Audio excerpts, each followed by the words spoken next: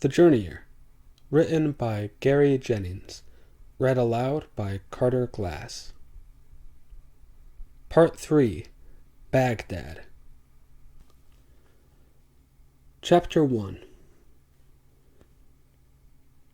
We kept on downstream along the Furat, still southeastward, now traversing a particularly unappealing stretch of country where the river had cut its channel through solid basalt rock, a land bleak and black and barren even of grass, pigeons, and eagles. But we were not pursued by the misguided ones, or anyone else. And gradually, as if in celebration of our deliverance from danger, the countryside became more pleasant and hospitable. The terrain began perceptibly to rise up on either side of the river, until it was flowing through a wide and verdant valley. There were orchards and forests, pastures and farms, flowers and fruits. But the orchards were as shaggy and untended as the native forests, the farms as overgrown and weedy as the fields of wildflowers. The land's owners had all gone away, and the only people we met in that valley were nomad families of Bedouin shepherds, the landless and rootless roamers, roaming in that valley as they roamed in the grasslands. There were nowhere any settled folk, nobody working to keep the once domesticated land from reverting to wilderness. "It is the doing of the Mongols," said my father. "When the Ilkhan Hulagu, that is to say, the lesser Khan Hulagu, brother to our friend Kublai, when he swept through this land and overthrew the Persian Empire, most of the Persians fled or fell before him, and the survivors have not yet returned to rework their lands. But the nomad Arabs and Kurdi are like the grass on which they live and in search of which they wander. The Bedouin bend uncaringly before any wind that blows, whether it be a gentle breeze or the fierce simoom, but they rebound as does the grass. To the nomads, it matters not who rules the land, and it never will matter to them until the end of time, as long as the land itself remains." I turned in my saddle, looking at the land all about us, the richest, most fertile, most promising land we had yet seen in our journey, and I asked, "Who does rule Persia now?"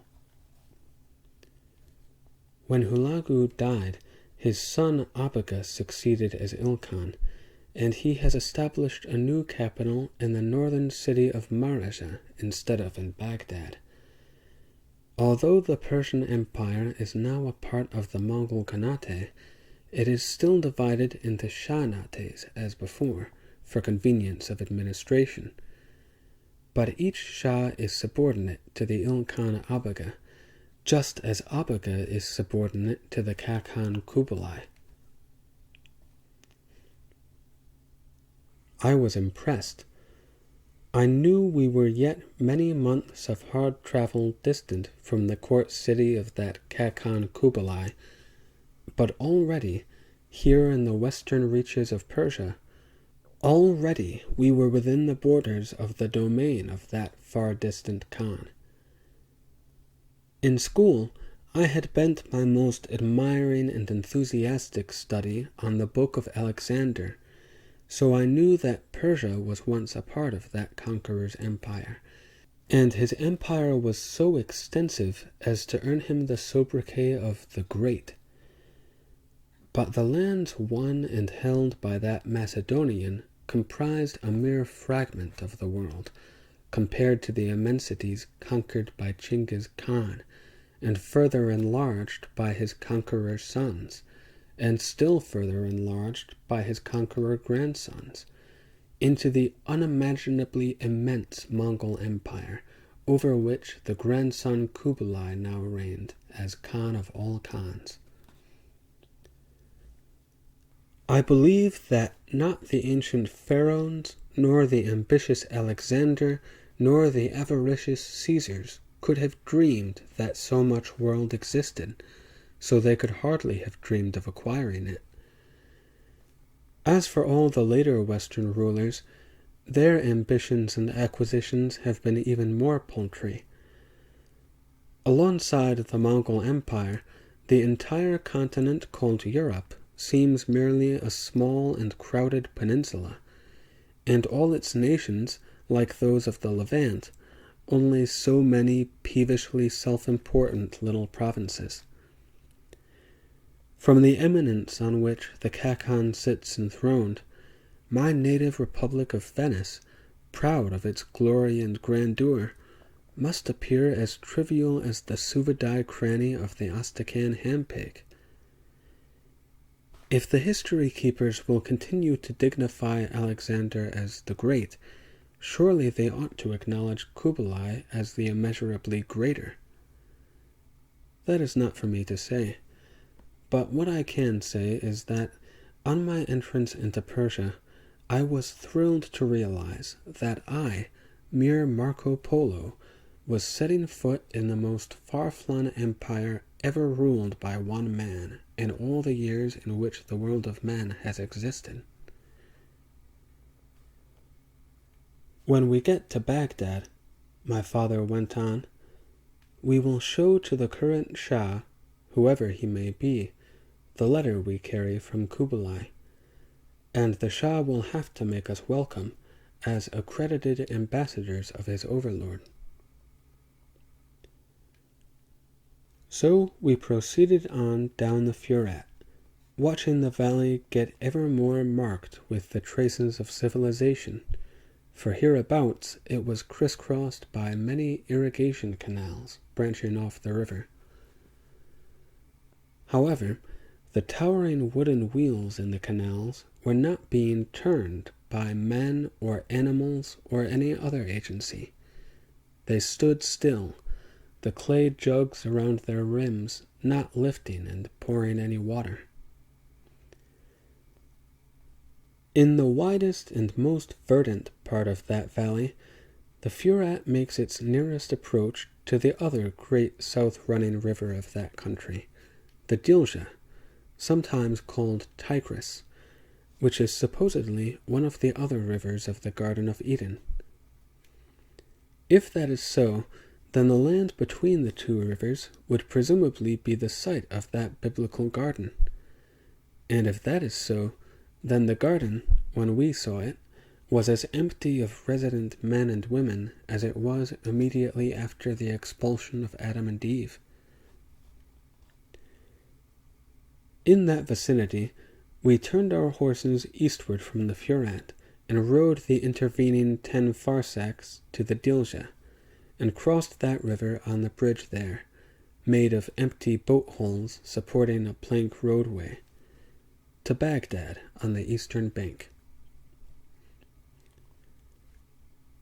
The city's population, like that of the surrounding countryside, had been grievously diminished during Hulagu's siege and capture of it. But in the 15 or so ensuing years, much of its populace had returned and repaired what damage it had suffered. City merchants, it seems, are more resilient than country farmers. Like the primitive Bedouin, civilized tradesmen seem to recover quickly from the prostrations of disaster. In the case of Baghdad, that may have been because so many of its merchants were not passive and fatalistic Muslims, but irrepressibly energetic Jews and Christians, some of them having come originally from Venice, and even more of them from Genoa. Or perhaps Baghdad recovered because it is such a necessary city, at an important crossroads of trade. Besides being a western terminus of the Silk Road which comes overland, it is a northern terminus of the sea route from the Indies. The city is not itself on the seaside, of course, but its Dilja River bears a heavy traffic of large river boats, sailing downstream with the current or being pulled upriver against it, going to and coming from Basra in the south, on the Persian Gulf, where the sea-going Arab ships make landfall.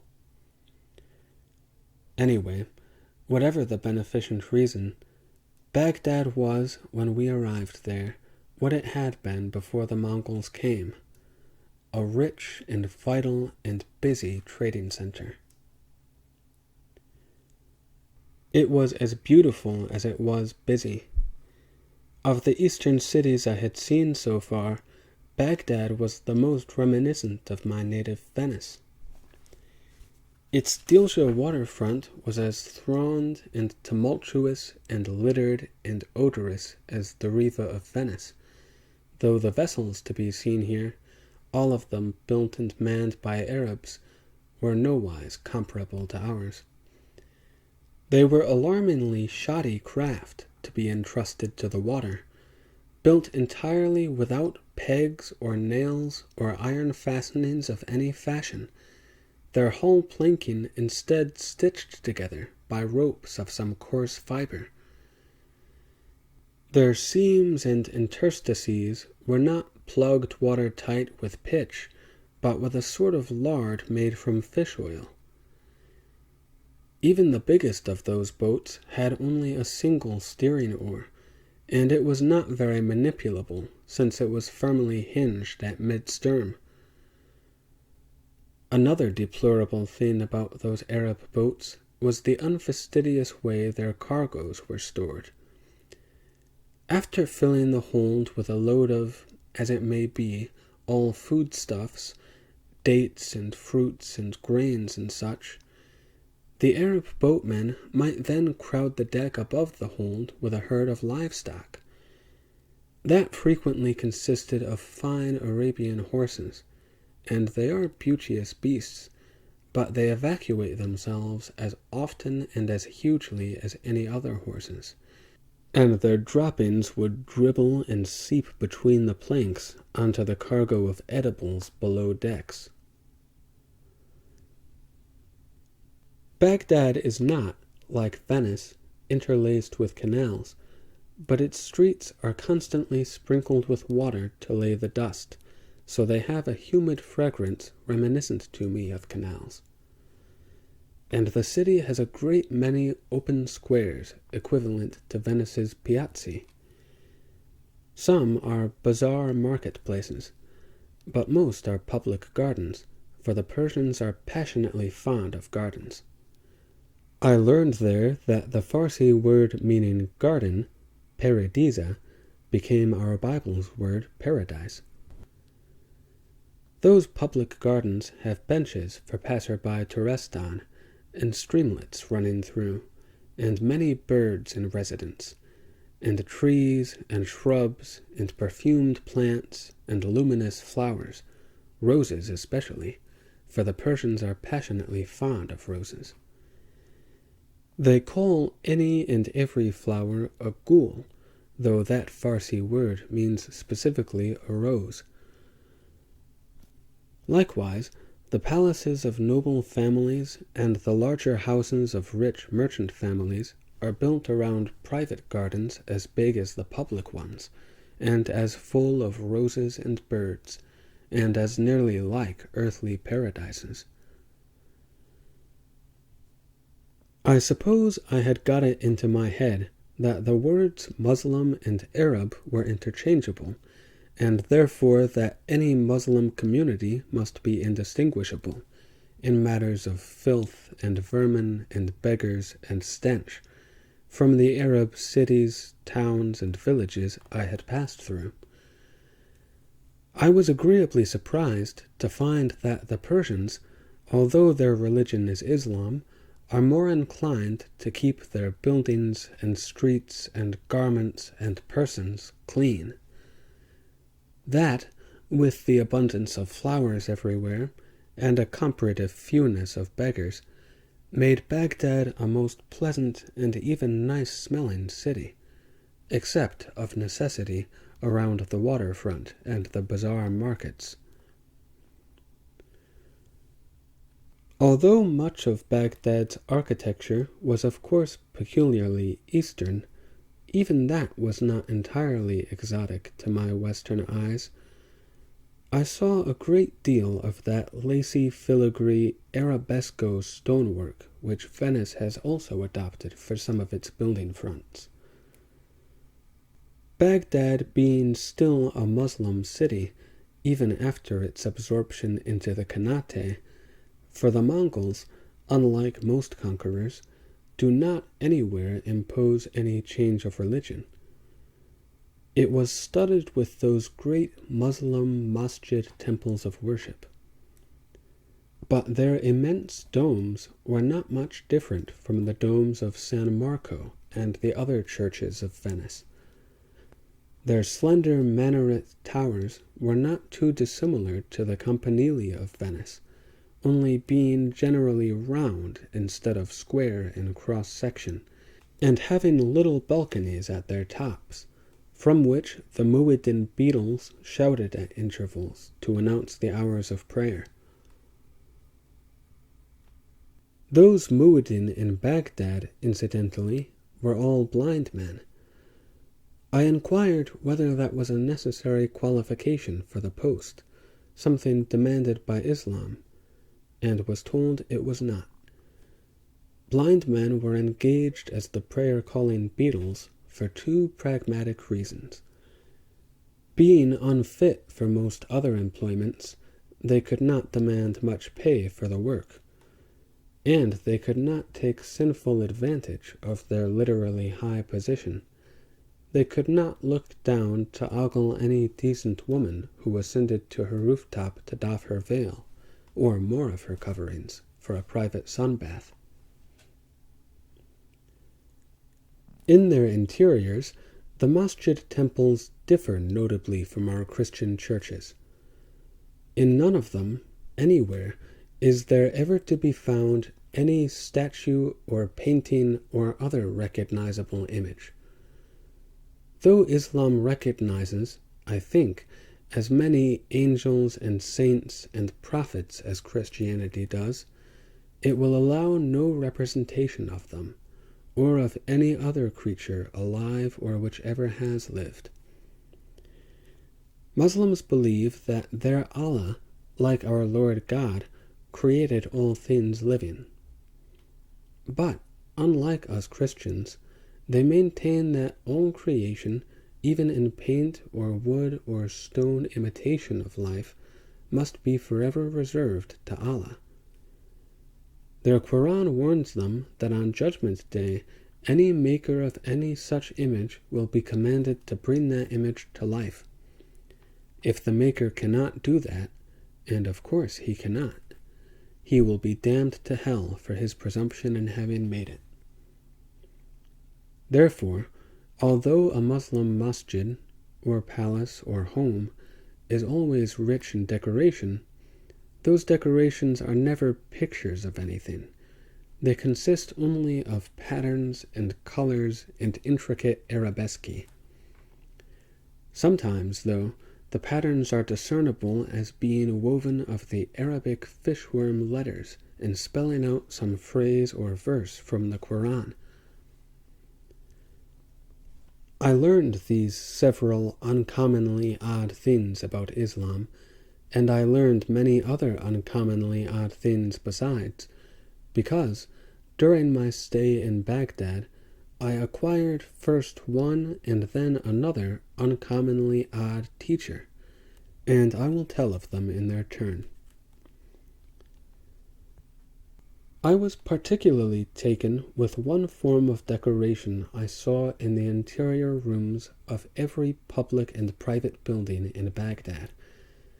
I should say that I first saw it there, but afterward I saw it in other palaces, homes, and temples throughout Persia and throughout much of the rest of the East.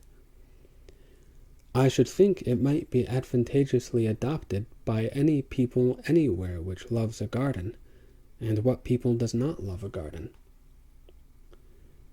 What it is a way to bring a garden indoors, though never having to tend or weed or water it.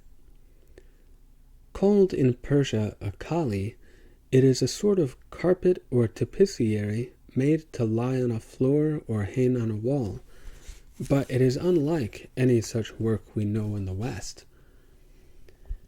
The kali is colored in all the colors of a bounteous garden, and its figures form the shapes of multitudes of flowers, vines, trellises, leaves, everything to be found in a garden, all disposed in pleasing designs and arrangements. In keeping with the Quran's ban on images, however, a Persian kali is made so that the flowers are not recognizable as any known existing flowers. At first sight of a kali, I thought the garden must be painted or embroidered upon it, but on examination I found that all that intricacy was woven into it. I marveled that any tapissier could contrive such a fanciful thing with mere warp and weft of dyed yarns, and it was some while before I learned the marvelous manner in which it is done. But I have already got ahead of my chronicle. We three led our 5 horses across the wobbling and undulating boat bridge which spanned the Dilja River. At the Baghdad waterfront, teeming with men of all complexions and costumes and languages, we accosted the first one we saw wearing Western clothes. He was a Genoan, but I should remark that, out east, all Westerners get along convivially enough, even Genoans and Venetians, albeit they are rivals in trade, and even though their home republics may be embroiled in one of their frequent sea wars. The Genoan merchant amiably told us the name of the incumbent Shah. He gave it as Shahinshah Zaman Mirza, and directed us to the palace, in the Kark quarter, which is the exclusively royal quarter of the city. We rode thither, and found the palace in a gated garden, and made ourselves known to the guards at the gate. Those guards wore helmets that seemed to be of solid gold, but could not have been, or their weight would have been intolerable, and, even if only of plated wood or leather, were objects of great value. They were also objects of interest, being fashioned to give their wearers a wealth of curly golden hair and side whiskers. One of the guards went inside the gate and through the garden to the palace. When he returned and beckoned to us, another guard took charge of our horses, and we entered. We were led to a chamber richly hung and carpeted with brilliant kali, where the Shahinshah half sat and half reclined on a heap of diwan cushions of equally vivid colors and fine fabrics. He himself was not gaudily garbed. From tulband to slippers, his dress was a uniform pale brown. That is the Persian color of mourning, and the Shah always wore pale brown now, in mourning for his lost empire. We were somewhat surprised, this being a Muslim household, to see that a woman occupied another heap of pillows beside him, and there were also 2 other females in the room.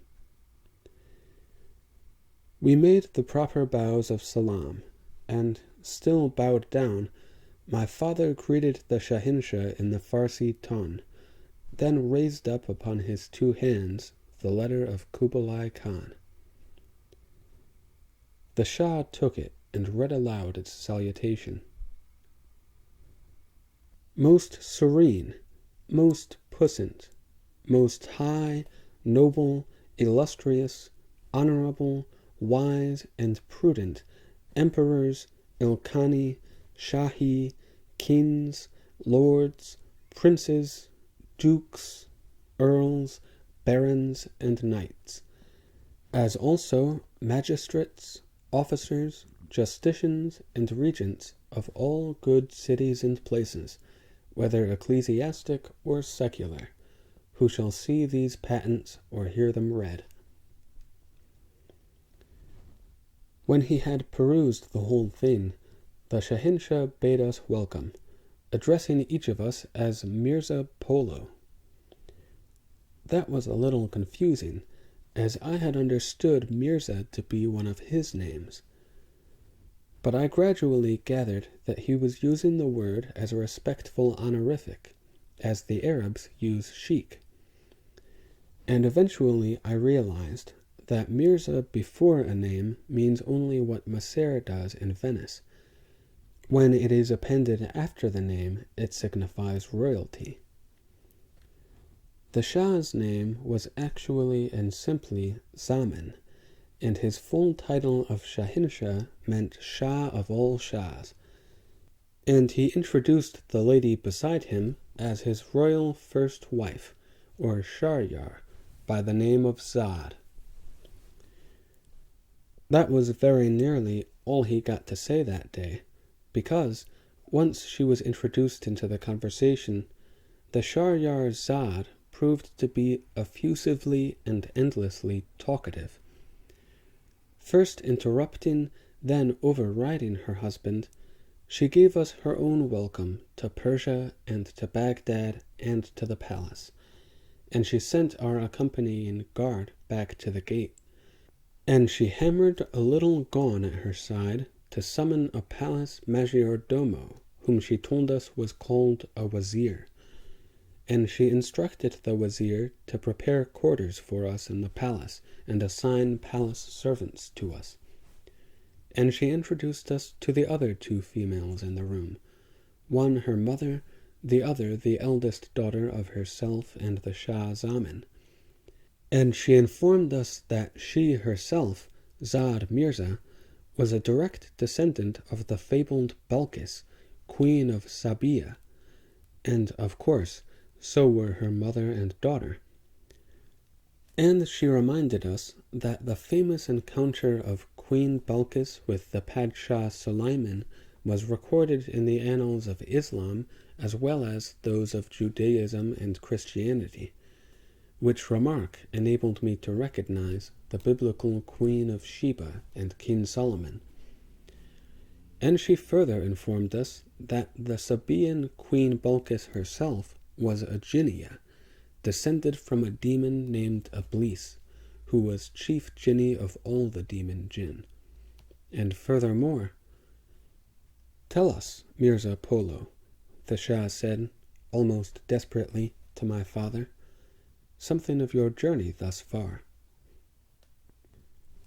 My father obligingly began an account of our travels, but he had not even got us out of the Venice lagoon when the Sharyar Zad pounced in with a lyrical description of some pieces of Murano glass she had recently bought from a Venetian merchant in downtown Baghdad, and that reminded her of an old but little-known Persian tale of a glassblower who, once upon a time, fashioned a horse of blown glass and persuaded a jinni to make some magic by which the horse was enabled to fly like a bird, and the tale was interesting enough, but unbelievable, so I let my attention wander to the other two females in the room. The women's very presence in a meeting of men, not to mention the Sharyar's unquenchable garrulity, was evidence that the Persians did not shield and sequester and stifle their womenfolk as most other Muslims do. Each woman's eyes were visible above a mere half-veil of Khedr, which was diaphanous anyway, and did not conceal her nose and mouth and chin. On their upper bodies they wore blouse and waistcoat, and on their lower limbs the voluminous pajama. However, those garments were not thick and many-layered as on Arab women, but gossamer light and translucent, so the shapes of their bodies could be easily discerned and appreciated. I gave only one look at the aged grandmother, wrinkled, bony, hunched, almost bald, toothlessly champing her granulated lips, her eyes red and gummy, her withered paps flapping against slatted ribs. One look at the crone was enough for me. But her daughter, the Shahryar-Zad Mirza, was an exceptionally handsome woman, anyway when she was not talking, and her daughter was a superbly beautiful and shapely girl about my own age. She was the crown princess, or Shahrazad, and named Magus, which means moth, and subtitled with the royal Mirza. I have neglected to say that the Persians are not, like Arabs, of dark and muddy complexion. Though they all have blue-black hair, and the men wear blue-black beards like Uncle Mafio's, their skin is as fair as any Venetian's, and many have eyes of lighter color than brown. The Shahrazad Magus Mirza was at that moment taking my measure with eyes of emerald green. "Speaking of horses," said the Shah, seizing on the tail of the flying horse-tail before his wife could be reminded of some other story, "you gentlemen should consider trading your horses for camels before you leave Baghdad. Eastward of here you must cross the Dasht-i-Kavir, a vast and terrible desert. Horses cannot endure the Mongols' horses did," his wife sharply contradicted him. "A Mongol goes everywhere on a horse, and no Mongol would ever bestride a camel. I will tell you how they despise and mistreat camels. While they were besieging this city, the Mongols captured a herd of camels somewhere, and they loaded them with bales of dry grass, and set that hay afire, and stampeded the poor beasts into our streets. The camels, their own fur and humps of fat burning as well, ran mad in agony and could not be caught. So they careered up and down our streets, setting fire to much of Baghdad, before the flames ate into them and reached their vitals, and they collapsed and died." "Or," said the Shah to us, when the Shahryar paused to take a breath, "your journey could be much shortened if you went part way by sea. You might wish to go southeast from here, to Basra, or even farther down the Gulf, to Hormuz, and take passage on some ship sailing to India."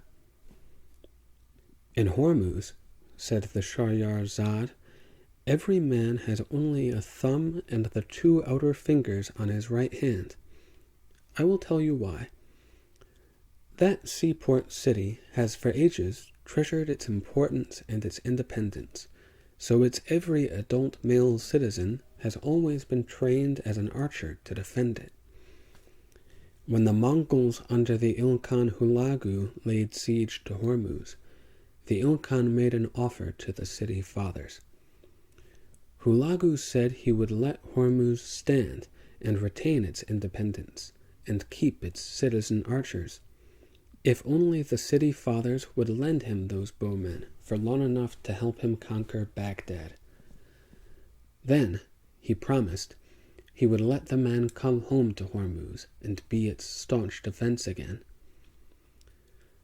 The city fathers agreed to that proposal, and all its men, however reluctantly, joined Hulagu in his siege of this city, and fought well for him, and eventually our beloved Baghdad fell." She and the Shah both sighed deeply. "Well," she went on, "Hulagu had been so impressed by the valor and the prowess of the Hormuz men that he then sent them to bed with all the young Mongol women who always accompany the Mongol armies. Hulagu wished to add the potency of the Hormuz seed to the Mongol birth lines, you see. After a few nights of that enforced cohabitation, when Hulagu presumed his females had been sufficiently impregnated, he kept his promise and freed the archers to go home to Hormuz. But before he let them depart, he had every man's 2 bowstring fingers amputated. In effect, Hulagu took the fruit from the trees and then felled the trees. Those mutilated men could make no defense of Hormuz at all, and of course that city soon became, like our dear defeated Baghdad, a possession of the Mongol Khanate. "My dear," said the Shah, looking flustered, "these gentlemen are emissaries of that Khanate. The letter they showed me is a firman from the Khakan Kublai himself. I very much doubt that they are amused to hear tales of the Mongols' misbehavior." "Oh, you can freely say atrocities, Shah Zaman," my uncle boomed heartily. "We are still Venetians, not adoptive Mongols, nor apologists for them." "Then I should tell you," said the Sharyar, again leaning eagerly forward, "the ghastly way Hulagu treated our Caliph al-Mustasim Billah, the holiest man of Islam."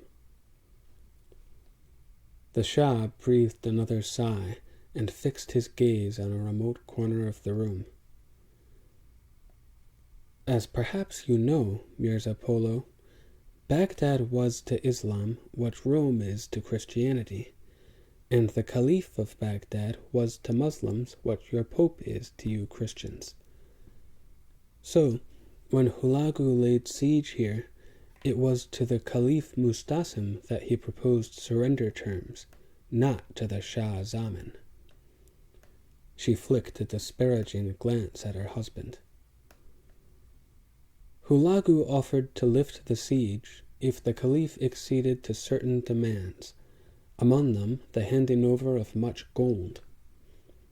The Caliph refused, saying, 'Our gold sustains our holy Islam,' and the reigning Shah did not overrule that decision."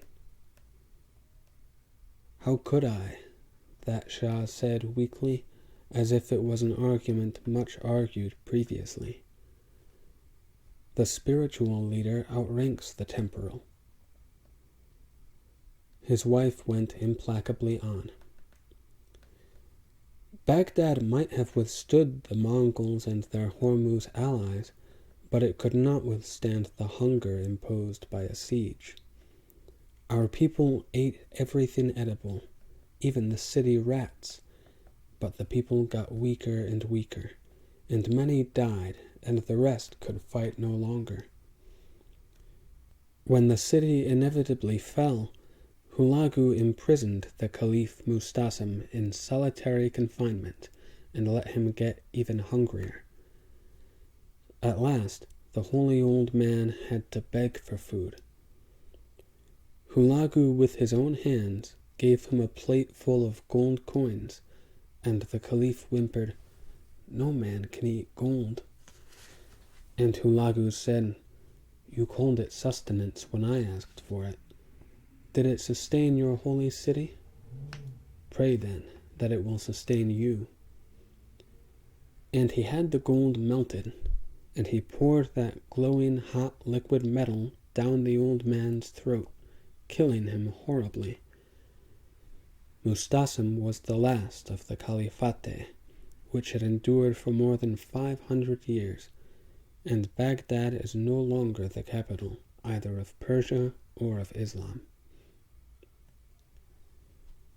We dutifully shook our heads in commiseration, which encouraged the Sharyar to add, "As an illustration of how low the Khanate has been brought, this my husband, Shah Zaman, who was once Shahinshah of all the empire of Persia, is now a pigeon keeper and cherry picker." "My dear," said the Shah, "it is true.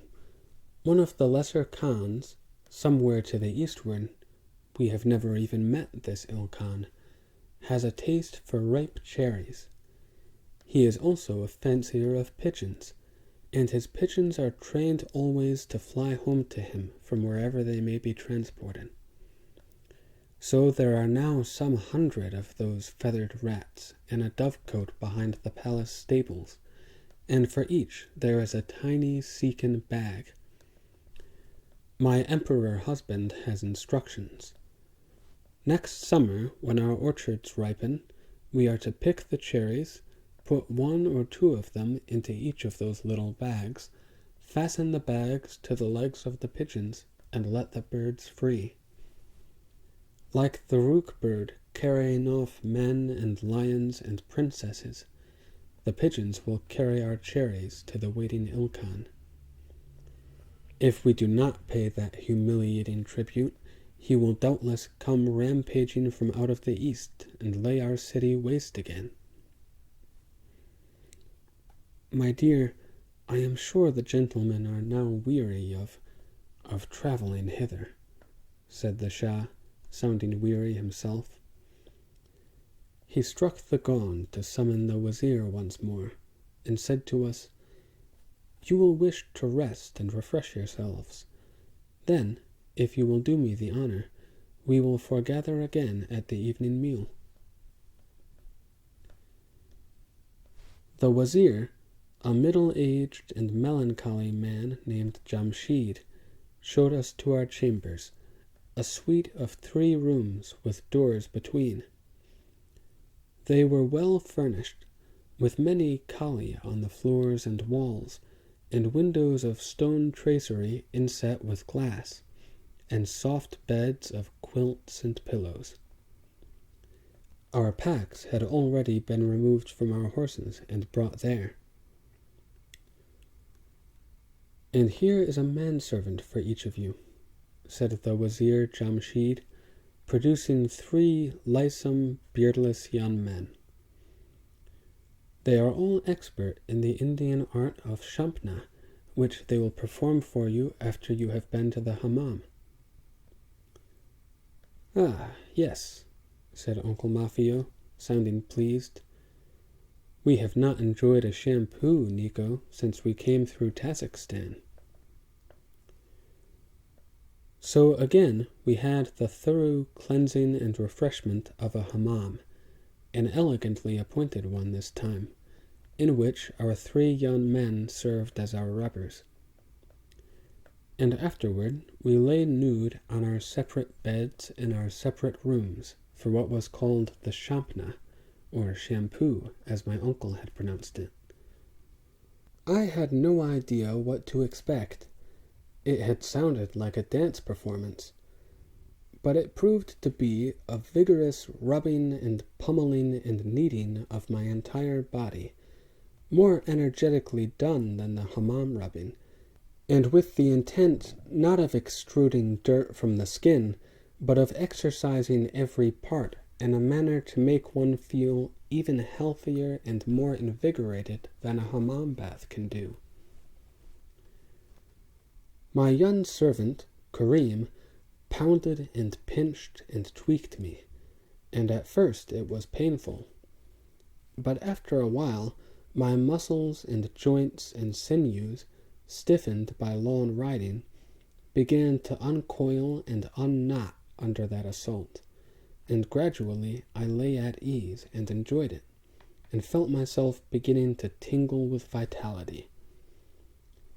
As a matter of fact, one impertinent part of me became obtrusively alive, and I was embarrassed.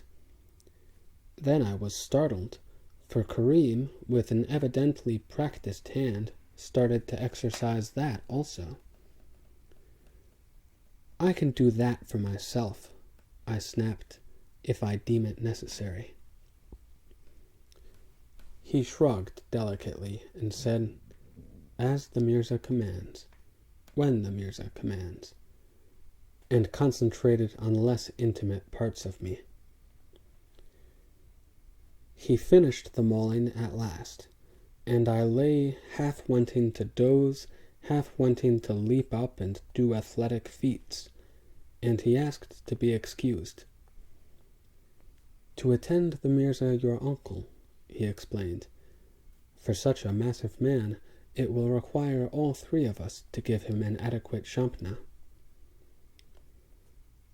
I graciously gave him leave, and abandoned myself to my drowsiness.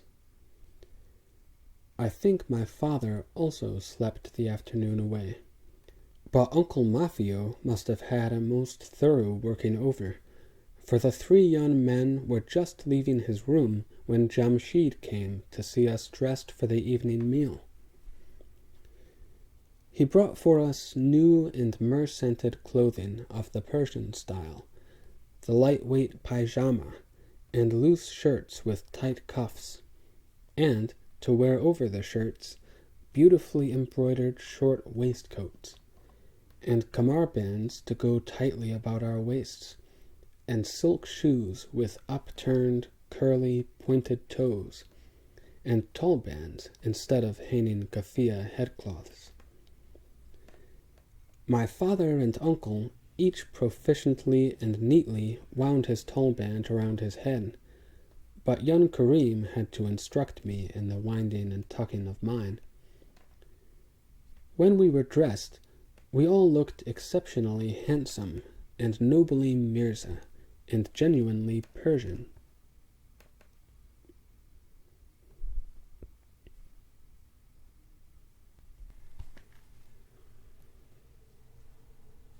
Chapter 2. Wazir Jamshid led us to a large but not overpowering dining hall, lighted with torches and ringed about with servants and attendants. They were all males, and only the Shah Zaman joined us at the sumptuously laid dining cloth. I was rather relieved to see that the palace household was not so unorthodox that females were allowed to violate Muslim custom and routinely sit down to eat with men. We and the Shah had a meal uninterrupted by the fecundities of the Sharyar, and he only once referred to her. The first wife, being of royal Sabaean blood, has never reconciled herself to the fact that this Shanate was heretofore subordinate to the Caliph, and now is subordinate to the Khanate. Like a fine-bred Arabian mare, the Sharyar Zad bucks at being harnessed, but otherwise she is an excellent consort, and more tender than the tail of a fat-tailed sheep.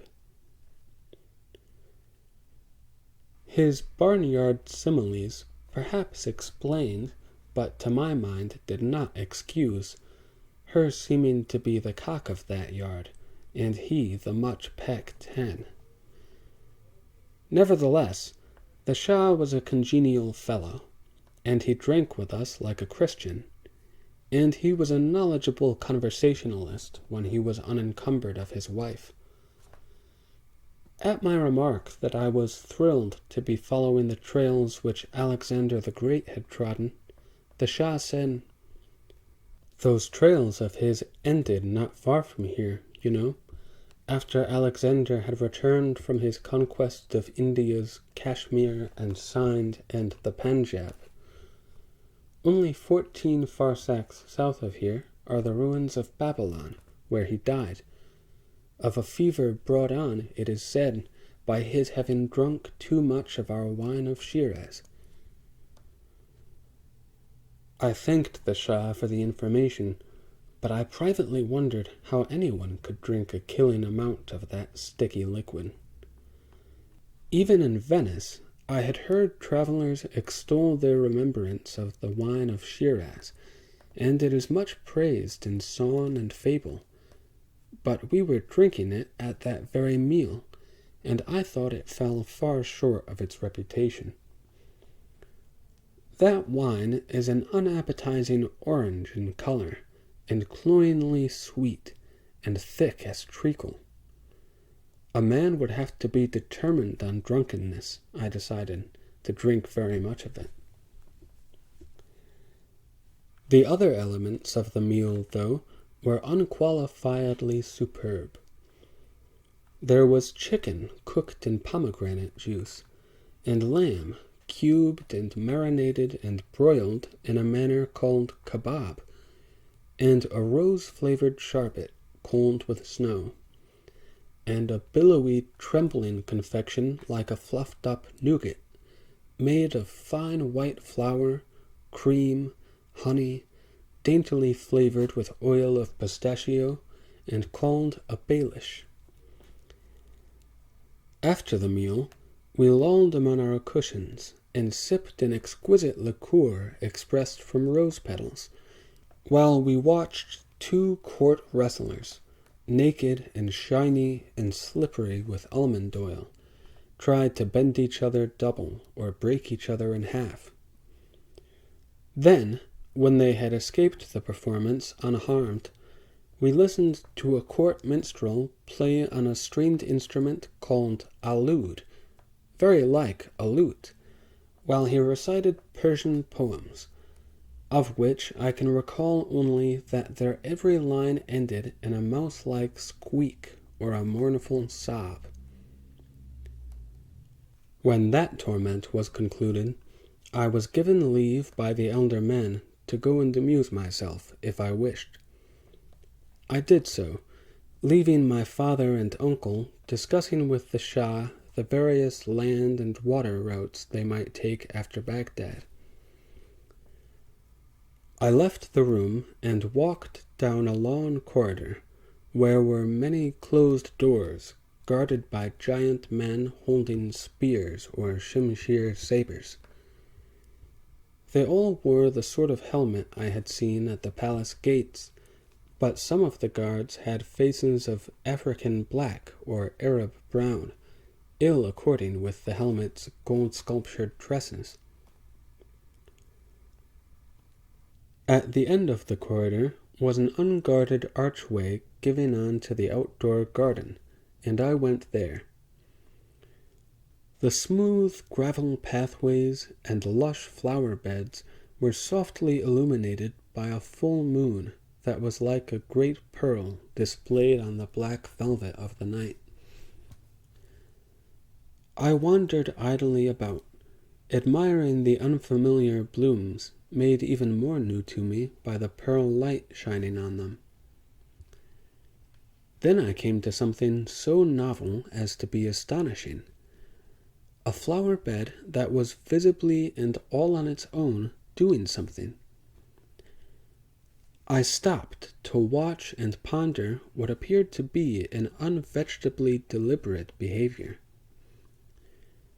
The flower bed was a tremendous circular area, divided pie-wise into 12 slices, each segment planted densely with a different variety of flowers. All of them were at the blooming stage, but in 10 of the slices the flowers had closed their blossoms, as many flowers do at night. However, in one segment, some pale pink flowers were just then folding their petals, and in the adjoining segment, some large white flowers were at the same time just opening their blossoms and loosing on the night a heady perfume. "It is the Gul Sa'at," said a voice that might also have been perfumed. I turned to see the young and comely Shahrazad, and, standing some way behind her, the aged grandmother. Princess Moth went on. "Gul Sa'at means the flower dial. In your country, you have sand glasses and water glasses to tell the hours, do you not?" "Yes, Shahrazad Megis Mirza," I said, taking care to use her whole regalia of address.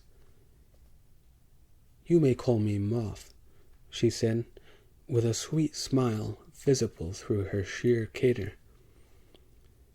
She indicated the Gul Sa'at.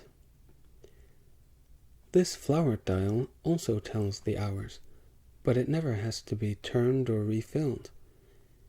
Each kind of flower in that round bed naturally opens at a certain hour of the day or night, and closes at another.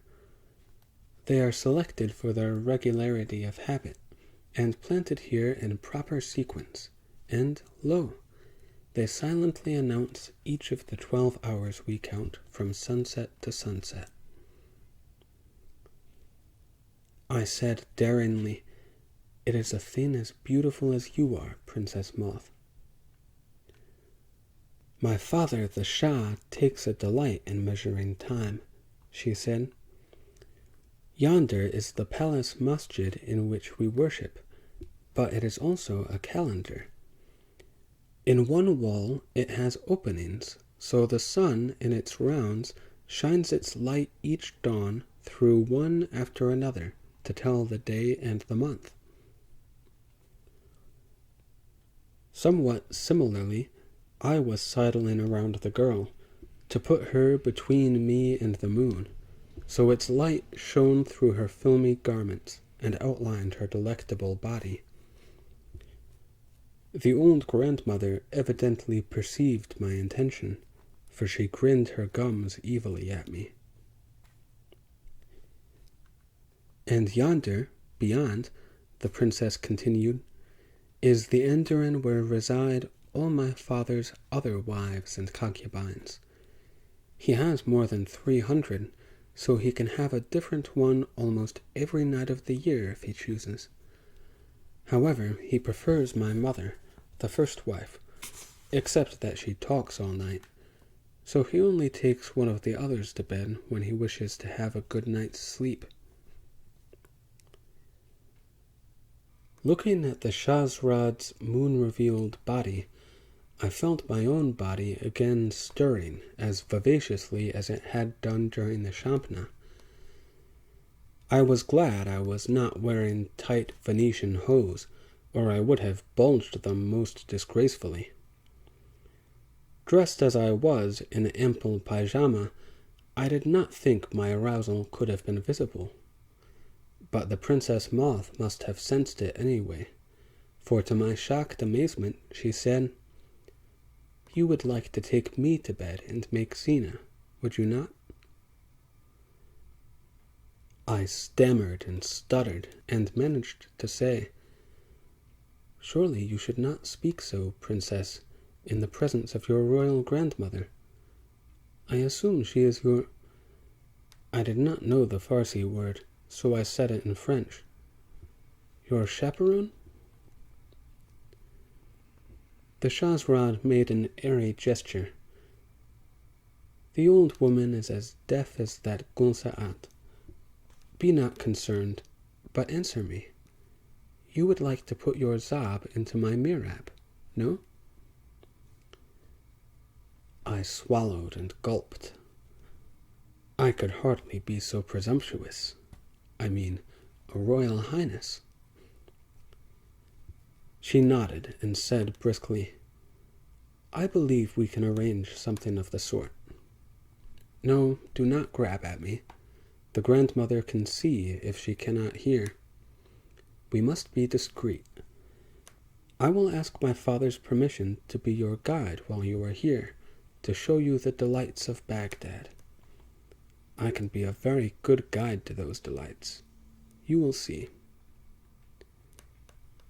And with that, she drifted away down the moonlit garden, leaving me shaken and shaking.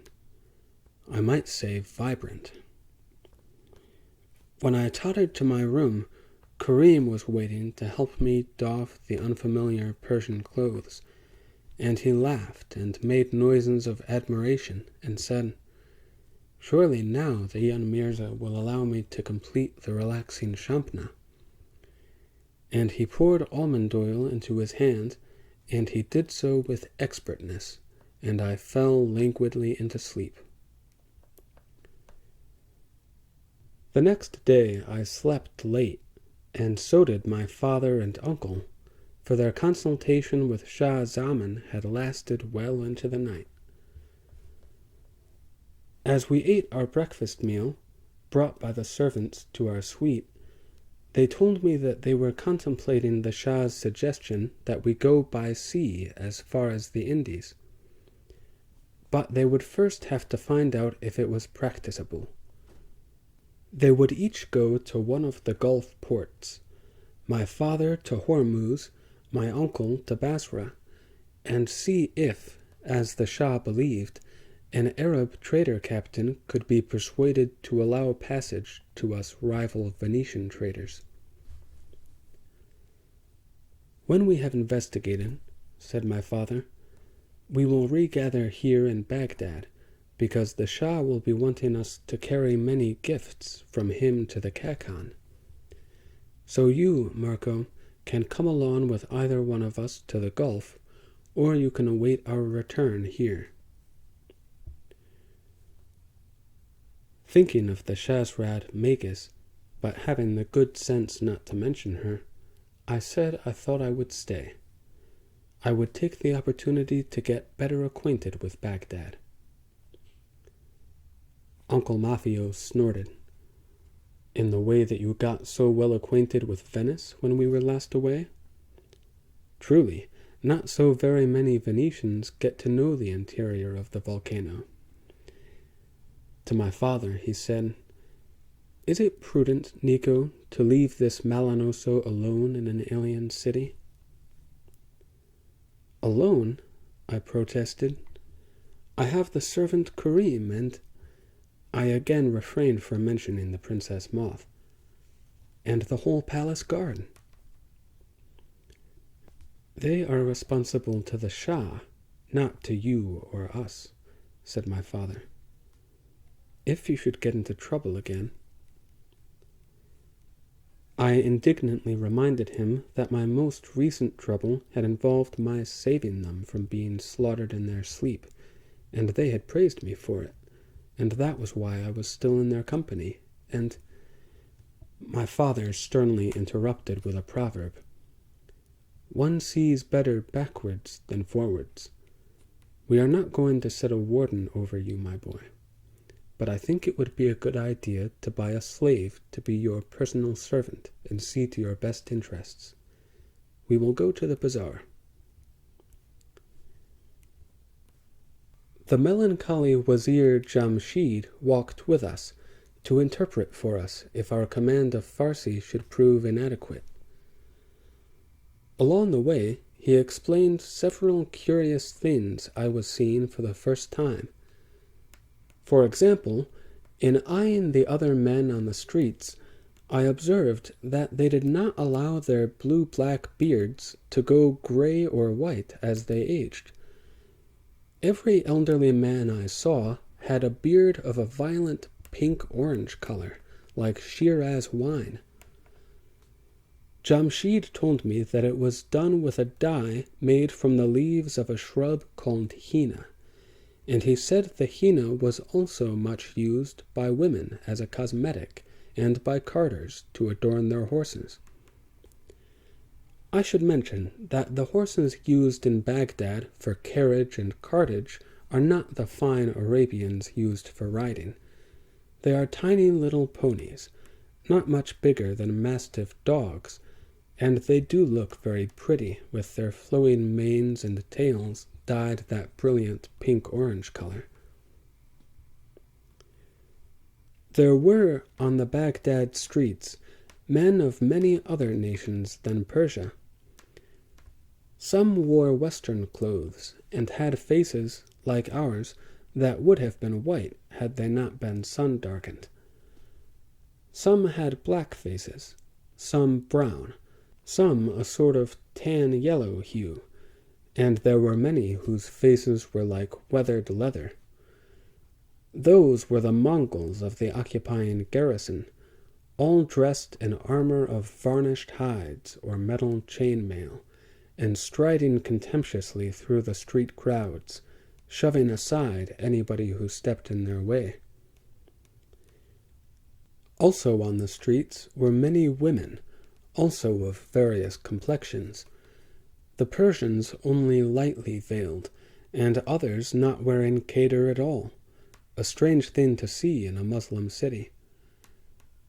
But even in liberal Baghdad, no woman walked alone.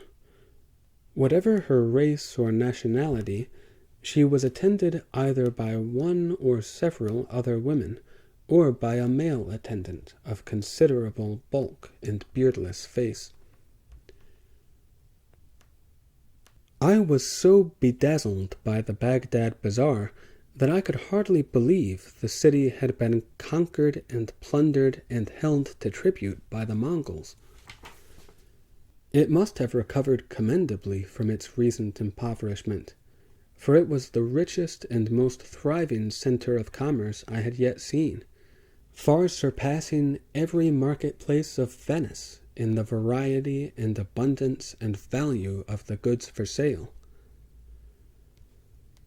The cloth merchants stood proudly among bales and bolts of fabrics woven of silk and wool and Ankara goat hair and cotton and linen and fine camel hair and sturdier camelot. There were more exotic Eastern fabrics, like mousseline from Mosul, and dungri from India, and bokram from Bukhara, and damask from Damascus. The book merchants displayed volumes of fine vellum and parchment and paper, gorgeously engrossed in many colors, and gold leaf besides. Most of the books, being copies of the works of Persian authors like Sa'di and Namatsi, and of course written in Farsi and rendered in the convulsed worm Arabic lettering, were incomprehensible to me. But one of them, titled Iskandarnama, I could recognize from its illustrations as being a Persian version of my favorite reading, the Book of Alexander. The bazaar's apothecaries stocked jars and phials of cosmetics for men and women. Black alcohol and green malachite and brown sumac and red henna and eye-brightening collyrium washes, and perfumes of nard and myrrh and frankincense and rose-adder. There were tiny bags of an almost impalpably fine grit, which Jamshid said was fern seed, to be employed by those who knew the proper accompaniment of magical incantations to make their corporeal persons invisible. There was an oil called turyak, expressed from the petals and pods of poppy flowers, which Jamshid said physicians prescribed for the relief of cramps and other pains, but which any person depressed by age or misery could buy and drink as an easy way out of an unbearable life. The bazaar was also shiny and glittering and coruscating with precious metals and gems and jewelry. But of all the treasures for sale there, I was most taken with a particular sort. There was a merchant who dealt exclusively in sets of a certain board game. In Venice, it is unimaginatively called the game of squares, and it is played with cheap pieces carved of ordinary woods. In Persia, that game is called the War of the Shahi, and the playing sets are works of art, priced beyond the reach of all but a real Shah or someone of equal wealth. A typical board offered for sale by that Baghdad merchant was of alternate ebony and ivory squares, expensive all by itself. The pieces on one side of it, the Shah and his general, the 2 elephants, the 2 horsemen, the 2 rookie warriors, and the 8 Payada foot soldiers, were made of gem-encrusted gold, the 16 facing pieces across the board being of gem-encrusted silver. The price asked for that set I cannot remember, but it was staggering. He had other Shahi sets variously fashioned of porcelain and jade and rare woods and pure crystal, and all of those pieces were sculptured as exquisitely as if they had been miniature statues of living monarchs and generals and their men-at-arms. There were merchants of livestock, of horses and ponies and asses and camels, of course, but also of other beasts. Some of them I had known only by repute and never seen before that day, such as a big and shaggy bear, which I thought resembled my Uncle Maffio, a delicate kind of deer called a caselle, which people bought to grace their gardens, and a yellow wild dog called a shakal, which a hunter could tame and train to stop and kill a charging boar. A Persian hunter will go alone and with only a knife to challenge a savage lion, but he is timid of meeting a wild pig. Since a Muslim recoils even from speaking of pig meat, he would deem it a death horrific beyond imagination if he should die at the tusks of a boar. Also in the livestock market was the Schuttermerk, which means camel bird, and it certainly did look like a mongrel offspring of those two different creatures. The camel bird has the body and feathers and beak of a giant goose, but its neck is unfeathered and long, like a camel's, and its 2 legs are ungainly long, like a camel's 4, and its splayed feet are as big as a camel's pads, and it can no more fly than a camel can. Jamshid said the Schuttermerk was caught and kept for the one pretty thing it can supply, the billowy plumes it grows on its rump. There were also apes for sale, of the sort which uncouth seamen sometimes bring to Venice, where they are called simiazzi, those apes as big and ugly as Ethiop children. Jamshid called that animal Nejis, which means unspeakably unclean, but he did not tell me why it was so named, or why anyone, even a seaman, would buy such a thing. In the bazaar were many fenderbab, or tomorrow-tellers. They were shriveled, orange-bearded old men who squatted behind trays of carefully smoothed sand. A client who paid a coin would shake the tray, and the sand would ripple into patterns which the old man would read and interpret.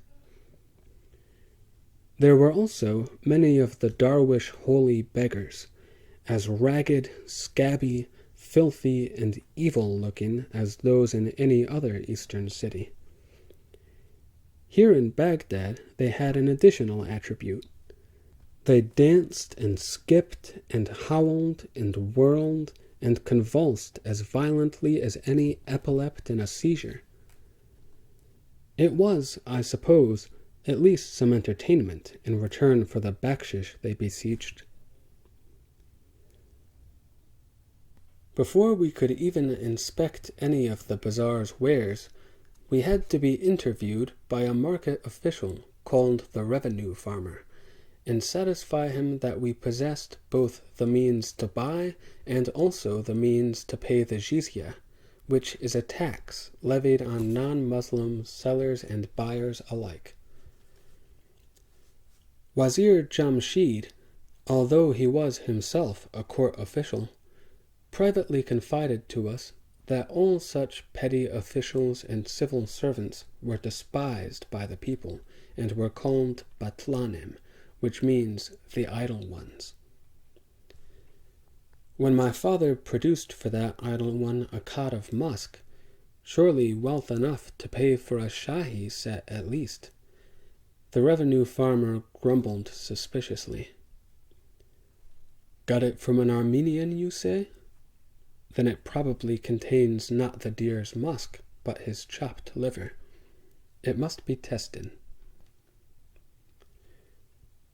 The idle one took out a needle and thread and a clove of garlic. He threaded the needle and ran it several times through and through the garlic, until the thread was reeking with the garlic odor. Then he took the musk cod and ran the needle and thread just once through it. He sniffed at the thread and looked surprised. The smell is all gone, totally absorbed. Verily, You have genuine musk. Where on this earth did you meet an honest Armenian? And he gave us a firman, a paper authorizing us to trade in the Baghdad bazaar. Jamshid took us to the slave pen of a Persian dealer who he said was trustworthy, and we stood among the crowd of other prospective purchasers and mere lookers-on, while the dealer detailed the lineage, history, attributes, and merits of each slave brought to the block by his burly assistants. Here is a standard eunuch, he said, presenting an obese and shiny black man who looked quite cheerful for a slave. Guaranteed, placid, and amenable to orders, and never known to steal more than the allowable. He would make an excellent servant. However, if you seek a veritable keeper of the keys, here is a perfect eunuch. He presented a young white man, blond and muscular, who was quite handsome, but who looked as melancholy as a slave might be expected to look. You were invited to examine the merchandise. My uncle said to the wazir, I know, of course, what a eunuch is. We have castroni in our own country, sweet-singing boys, neutered so they will always sing sweetly. But how can a totally sexless creature be differentiated as standard and perfect? Is it because one is an Ethiop and the other a Rusniak? No, Mirza Polo, said Jamshid, and he explained in French, so we would not be confounded by unfamiliar Farsi words. The eunuch ordinaire is deprived of his testicles when he is yet a baby, to make him grow up docile and obedient, and not contrary of nature. It is easily done. A thread is tied tightly around the roots of a boy infant's scrotum, and in a matter of weeks that cod withers, turns black, and drops off. That is quite enough to make him become a good servant of general utility. What more could a master want? Said Uncle Mafio, perhaps sincerely, perhaps sarcastically. Well, to be a keeper of the keys, the eunuch extraordinaire is preferred, for he must live in and watch over the andarin, the quarters in which reside his master's wives and concubines. And those women, especially if they are not often favored in the matter of the master's bed, can be most enterprising and inventive, even with inert male flesh. So that sort of slave must be shorn of all his equipment, the rod as well as the stones, and that removal is a serious operation, not so easily done. Look yonder and observe. The merchandise is being examined. We looked. The dealer had directed the two slaves to drop their pyjama, and they stood with their crotches exposed to the scrutiny of an elderly Persian Jew. The fat black man was hairless down there, and bagless, but he did have a member of respectable size, though of a repellent black and purple color. I supposed that a woman of the andarin, if she was so desperate for a man, and so depraved as to want that thing inside her, might contrive some kind of splint to stiffen it. But the far more presentable young Rusniak had not even a flaccid appendage. He showed only a growth of blonde artichoke hair, and something like the tip of a small white stick grotesquely protruding from the hair, and otherwise his groin was as featureless as a woman's. "Brutto Barabeo," grunted Uncle Mafio. "How is it done, Jamshid?" As expressionlessly as if he was reading from a medical text, The wazir said, "The slave is taken into a room dense with the smoke of smoldering banj leaves, and he is set in a hot bath, and he is given teriyak to sip, all that done to dull his sense of pain. The hakim doing the operation takes a long ribbon and winds it tightly about him, starting at the tip of the slave's penis and wrapping inward to the roots, bundling in with it the cot of testicles, so that the organs make a single package. Then, using a keenly sharp blade, the hakim removes that whole beribboned package with a single slicing stroke. He immediately applies to the wound a styptic of powdered raisins, puffball fungus, and alum. When the bleeding stops, he inserts a clean quill, which will stay there during the slave's whole life. For the chief danger of the operation is that the urinary passage may close in the healing. If by the 3rd or 4th day afterward the slave has not passed water through the quill, he is certain to die. And, sad to say, that does occur in perhaps 3 out of 5 cases." "Capone mal capone," exclaimed my father. "It sounds gruesome. You have actually witnessed such a procedure?" "Yes," said Jamshid.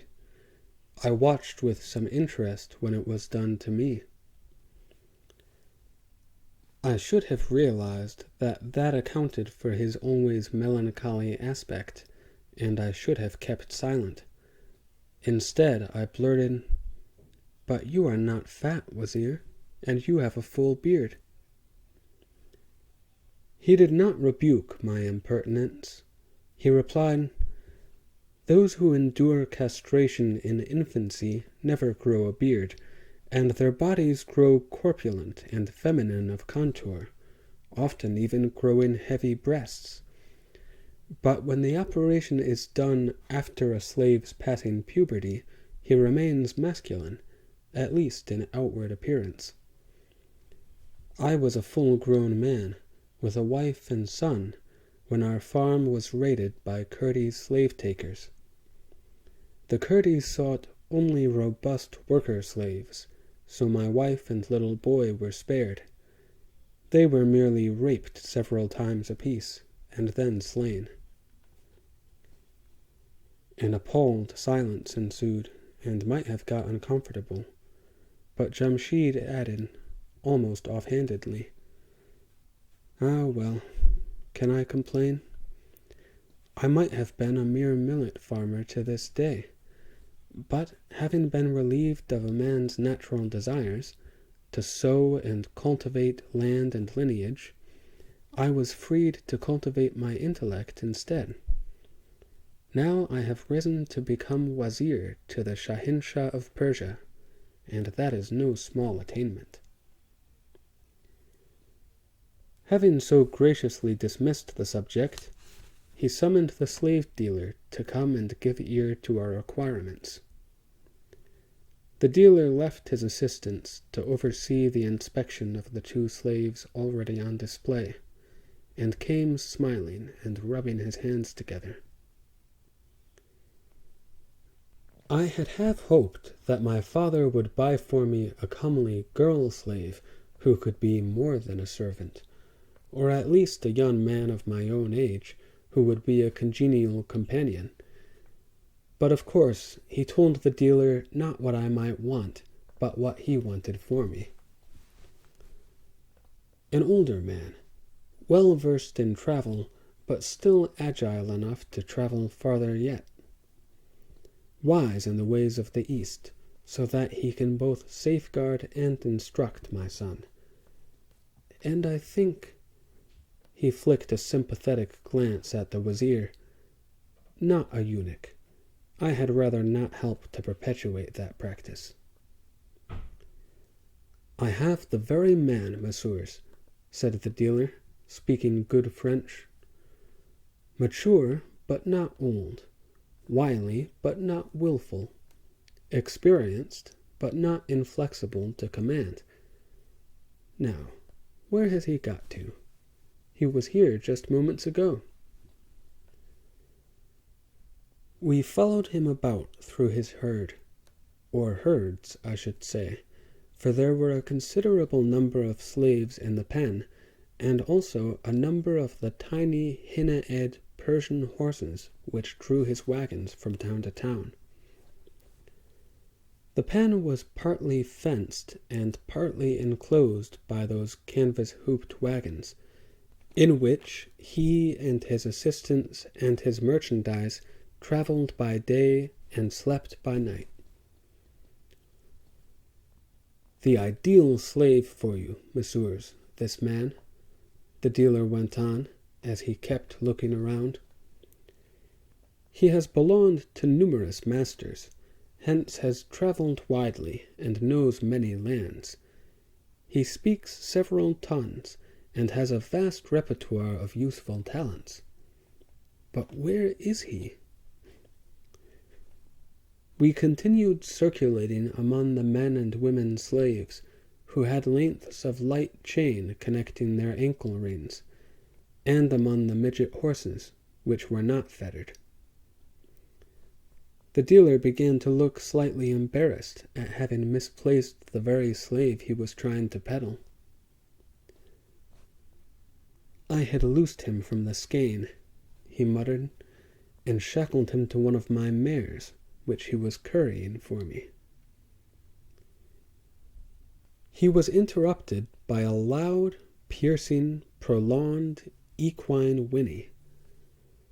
With the ripple of orange mane and tail, a little horse came flying out through the front flaps of one of the covered wagons.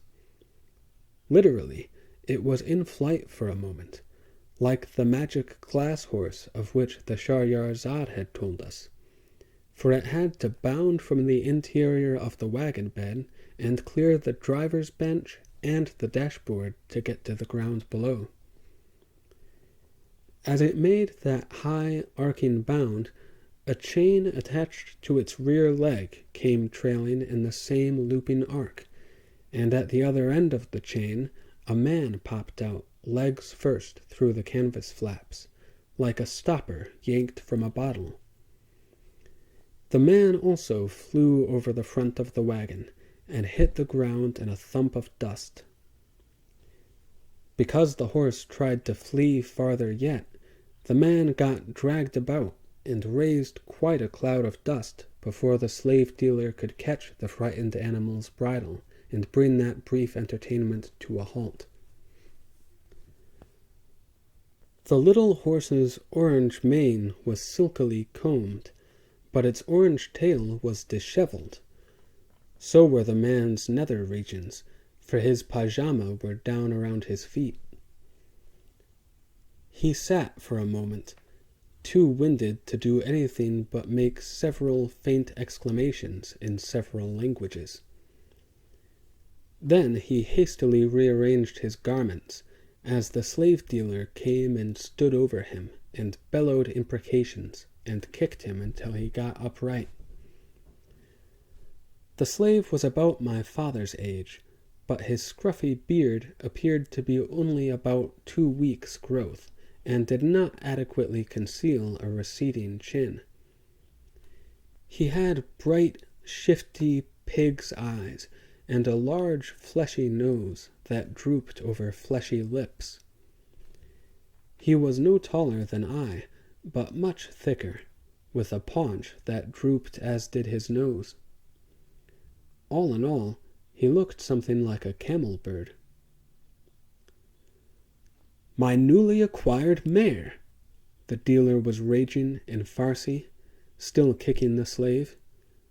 "You indescribable wretch!" "The mischievous horse was wandering, master," whined the wretch, his arms raised protectively around his head. "I had to follow." "The horse wandered up and climbed into a wagon? You lied to me as readily as you lie with innocent animals. You execrable pervert!" "But give me due credit, master," whimpered the pervert. Your mare could have gone farther and been lost, or I could have gone with her and escaped." "Bismillah, I wish you had. You are an insult to the noble institution of slavery." "Then sell me, master," snivelled the insult. "Foist me onto some unsuspecting purchaser and get me out of your sight." "Estagfirullah!" The dealer prayed toward heaven at the top of his voice. "Allah pardon me my sins. I thought I had done just that. These gentlemen might have bought you, abomination, but now they have seen you caught in the act of raping my best mare." "Oh, I dispute that accusation, master," said the abomination, daring to speak with an air of righteous indignation. "I have known much better mares." Speechless of words, the dealer clenched his fists and teeth and roared, "Arrgh!" Jamshid interrupted this singular colloquy, saying sternly, "Mirza dealer, I assured the messieurs that you were a trustworthy seller of dependable merchandise." "Before Allah, that I am, Wazir. I would not sell. I would not give them this walking pustule. I would not sell him to the harridan wife Awa of the devil Shaitan, I swear it, now that I know his true nature. I sincerely apologize to you, messieurs, and so will this creature apologize. You hear me? Apologize for that disgraceful exhibition. Abase yourself. Speak, Nostril." "Nostril?" we all exclaimed. "It is my name, good masters," said the slave unapologetically. "I have other names, but I am most often called Nostril, and for a reason." He put a grimy finger to his blob of nose and pushed up the tip of it so we could see that instead of 2 nostrils, he had only 1 large one. It would have been a sight repulsive enough, but was made more so by the profusion of snotty hair growing out of it. A minor punishment I once incurred for an even more minor misdemeanor, but be not prejudiced against me on that account, kind masters. As you can perceive, I am otherwise a distinguished figure of a man, and I have countless virtues besides. I was by profession a seaman before I fell into slavery, and I have traveled everywhere, from my native Sind to the farthermost shores of— "Gesu Maria e Sepo," said Uncle Mafio, marveling. "The man's tongue is as limber as his middle leg." We all stood fascinated and let Nostril babble on. "I would still be traveling, but for my misfortunate seizure by slavers. I was making love to a female shakal when the slave raiders attacked, and you gentlemen doubtless know how a bitch's mirab enclasps the loving zab and holds it trapped. So I could not run very fast, with the shakal bitch dangling from my front and bouncing and squalling. So I was caught, and my sea career ended and my slave career began. But I say in all modesty that I quickly became a nonpareil slave. You will have remarked that I am now speaking in Sabir, your trade language of the West. And now hearken, auspicious masters, I am speaking in Farsi, the trade language of the East. I am also fluent in my native Sindhi, in Pashtun, in Hindi, and Punjabi. I speak also a passable Arabic, and can get along in several of the Turkey dialects, and— "Do you never shut up in any of them?" asked my father. Nostril went on, unheeding. "And I have many more qualities and talents of which I have not begun yet to speak. I am good with horses, as you must have noticed. I grew up with horses, and you just said you were a seaman, my uncle pointed out. That was after I grew up, perspicacious master. I am also an expert with camels. I can cast and divine horoscopes in the Arab manner, or the Persian, or the Indian. I have refused offers from the most exclusive hammams to hire them my services as a rubber unsurpassed. I can dye gray beards with henna, or remove wrinkles by applying quicksilver salve. With my single nostril, I can play a flute more sweetly than any musician with his mouth. Also, employing that orifice in a certain other fashion.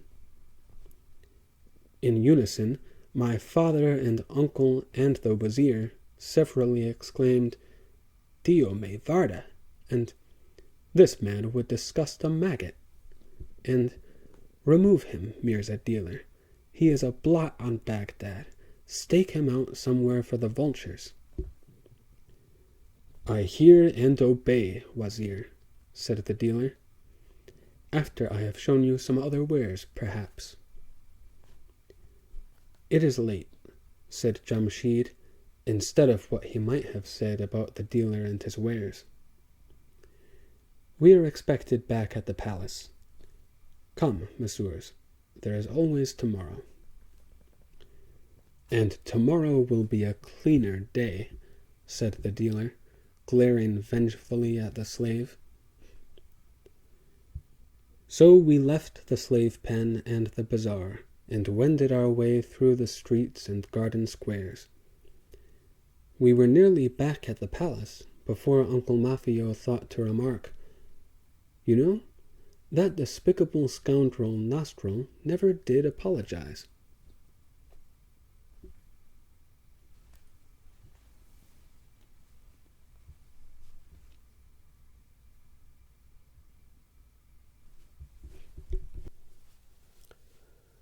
Chapter 3. Again, we had our servants dress us in our best new raiment, and again we joined the Shah Zaman for the evening meal, and again it was a delicious repast, again excepting the Shiraz wine. I remember that the concluding course was a confection of shera, which are a sort of pasta ribbons like our fettuccine.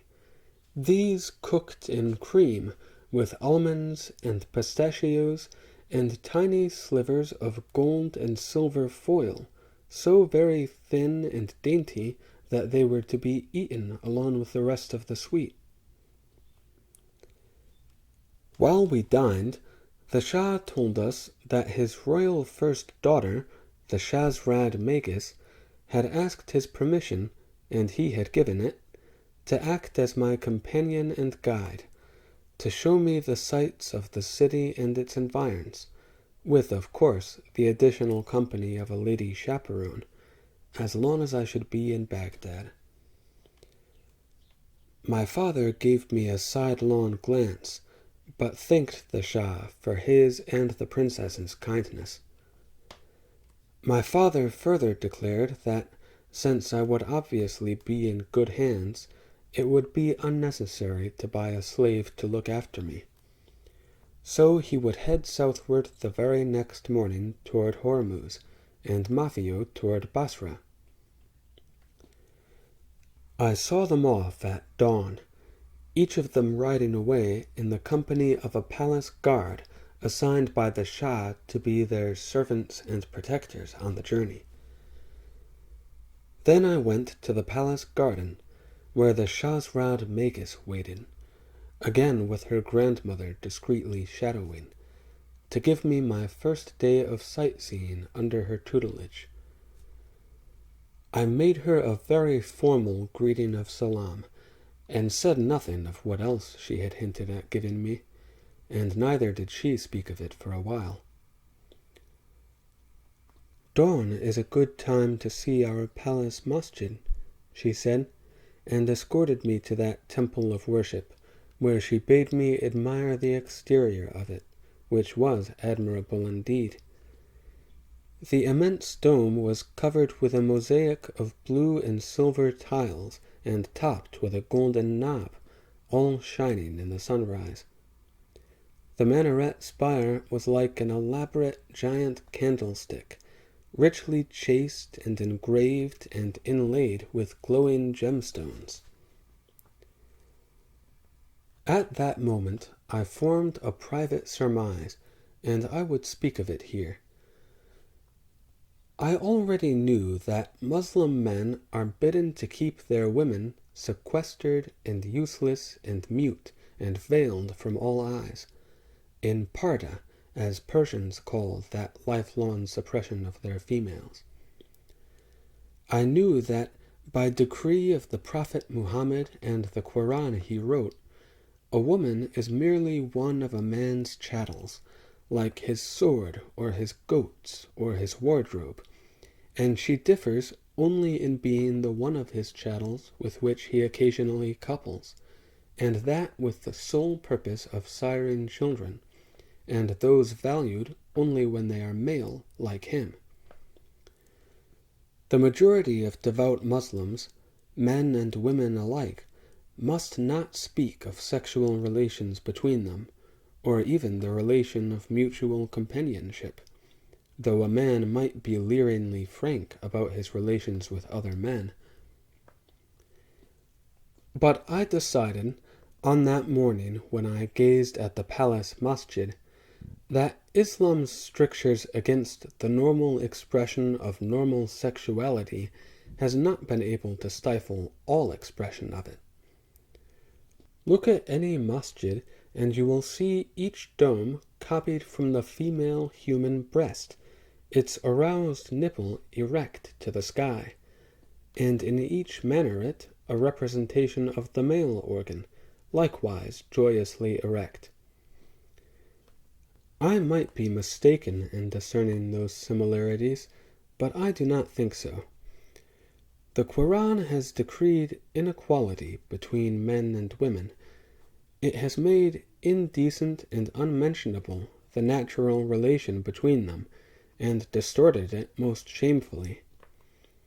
But Islam's own temples bravely declare that the Prophet was wrong, and that Allah made man and woman to cleave to each other, and to be of one flesh.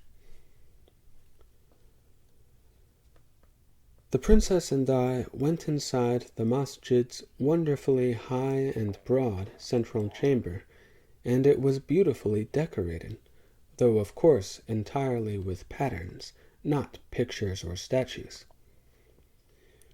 The walls were covered with mosaic designs, made of blue lapis lazuli alternating with white marble, so the chamber was a soft and restful pale blue place.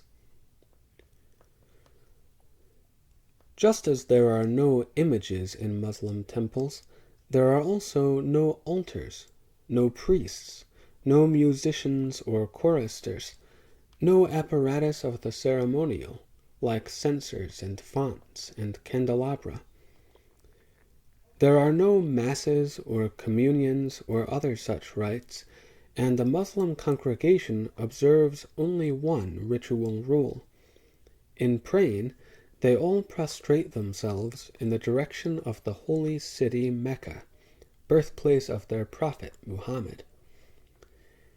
Since Mecca lies southwest of Baghdad, that masjid's farther wall was to the southwest, and in the center of it was a shallow niche, a little taller than a man, also tiled blue and white. "That is the mihrab," said Princess Moth.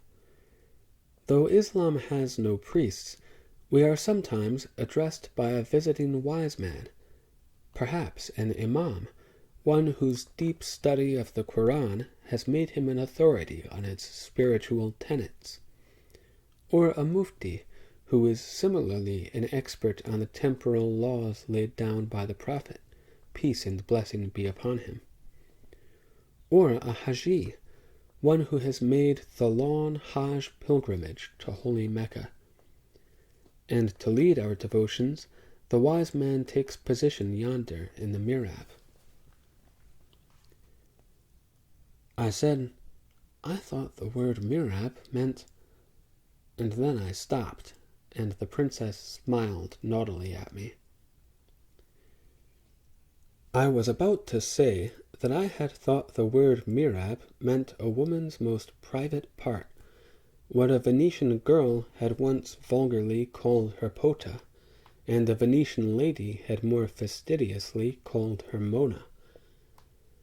But then I took notice of the shape of that mihrab niche in the masjid wall. It was shaped exactly like a woman's genital orifice, slightly oval in outline and narrowing at the top to close an appointed arch. I have been inside many another masjid, and in every one that niche is so shaped. I believe it to be an additional corroboration of my theory that human sexuality has influenced Islamic architecture. Of course, I do not know, and I doubt that any Muslim knows, which use of the word mihrab came first, the ecclesiastical or the body. And there, said Princess Moth, pointing upward, are the windows which make the sun tell the passing days. Sure enough, there were openings carefully spaced about the upper periphery of the dome, and the new-risen sun was sending a beam across to the dome's opposite inner side, where there were inset slabs with Arabic writings entwined in their mosaics. The princess read aloud the words where the beam rested. According to that evidence, the present day was, in the Muslim reckoning, the 3rd day of the month Jumada 2nd, in the 670th year of Muhammad's Hijrah, or, in the Persian calendar, the 199th year of the Jalali era. Then Princess Moth and I together, with much muttering and counting on our fingers, did the calculations necessary to convert the date to the Christian reckoning. Today is the 20th of the month September, I exclaimed. It is my birthday. She congratulated me and said, You Christians sometimes are given gifts on your birthdays, are you not, as we are? Sometimes, yes. Then I will give you a gift this very night, if you are brave enough to run some risk in receiving it.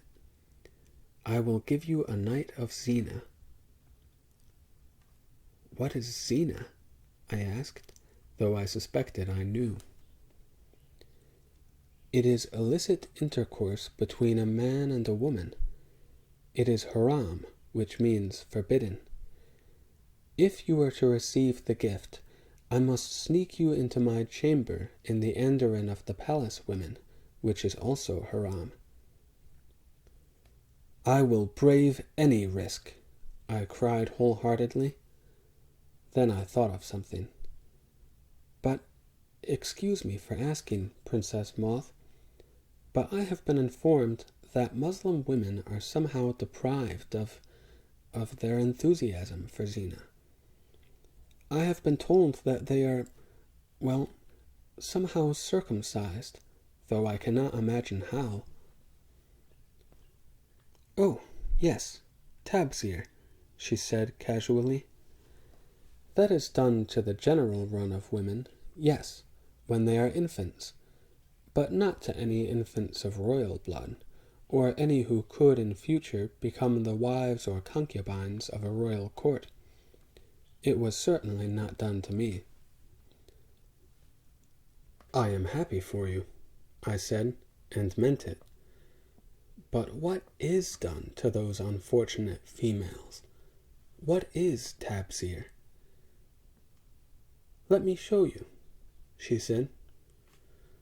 I was startled, expecting her to undress right then and there, so I made a cautionary gesture at the lurking grandmother. But Moth only grinned at me and stepped to the preacher's niche in the masjid wall, saying, "Are you much acquainted with the anatomy of a female person? Then you know that here," she pointed at the top of the arch, "toward the front of her mihrab opening, a woman has a tender button-like protrusion. It is called the zambur." "Ah," I said, enlightened at last. "In Venice it is called the lumigata." I tried to sound as clinical as a physician, but I know I blushed as I spoke. "The exact position of the zambur may vary slightly in different women," Moth went on, herself unblushingly clinical. "And the size of it may vary considerably. My own zambur is commendably large, and in arousal it extends to the length of my little finger's first joint." Just the thought of it made me arouse and extend. Since the grandmother was present, I was again grateful for my voluminous nether garments. The princess blithely continued,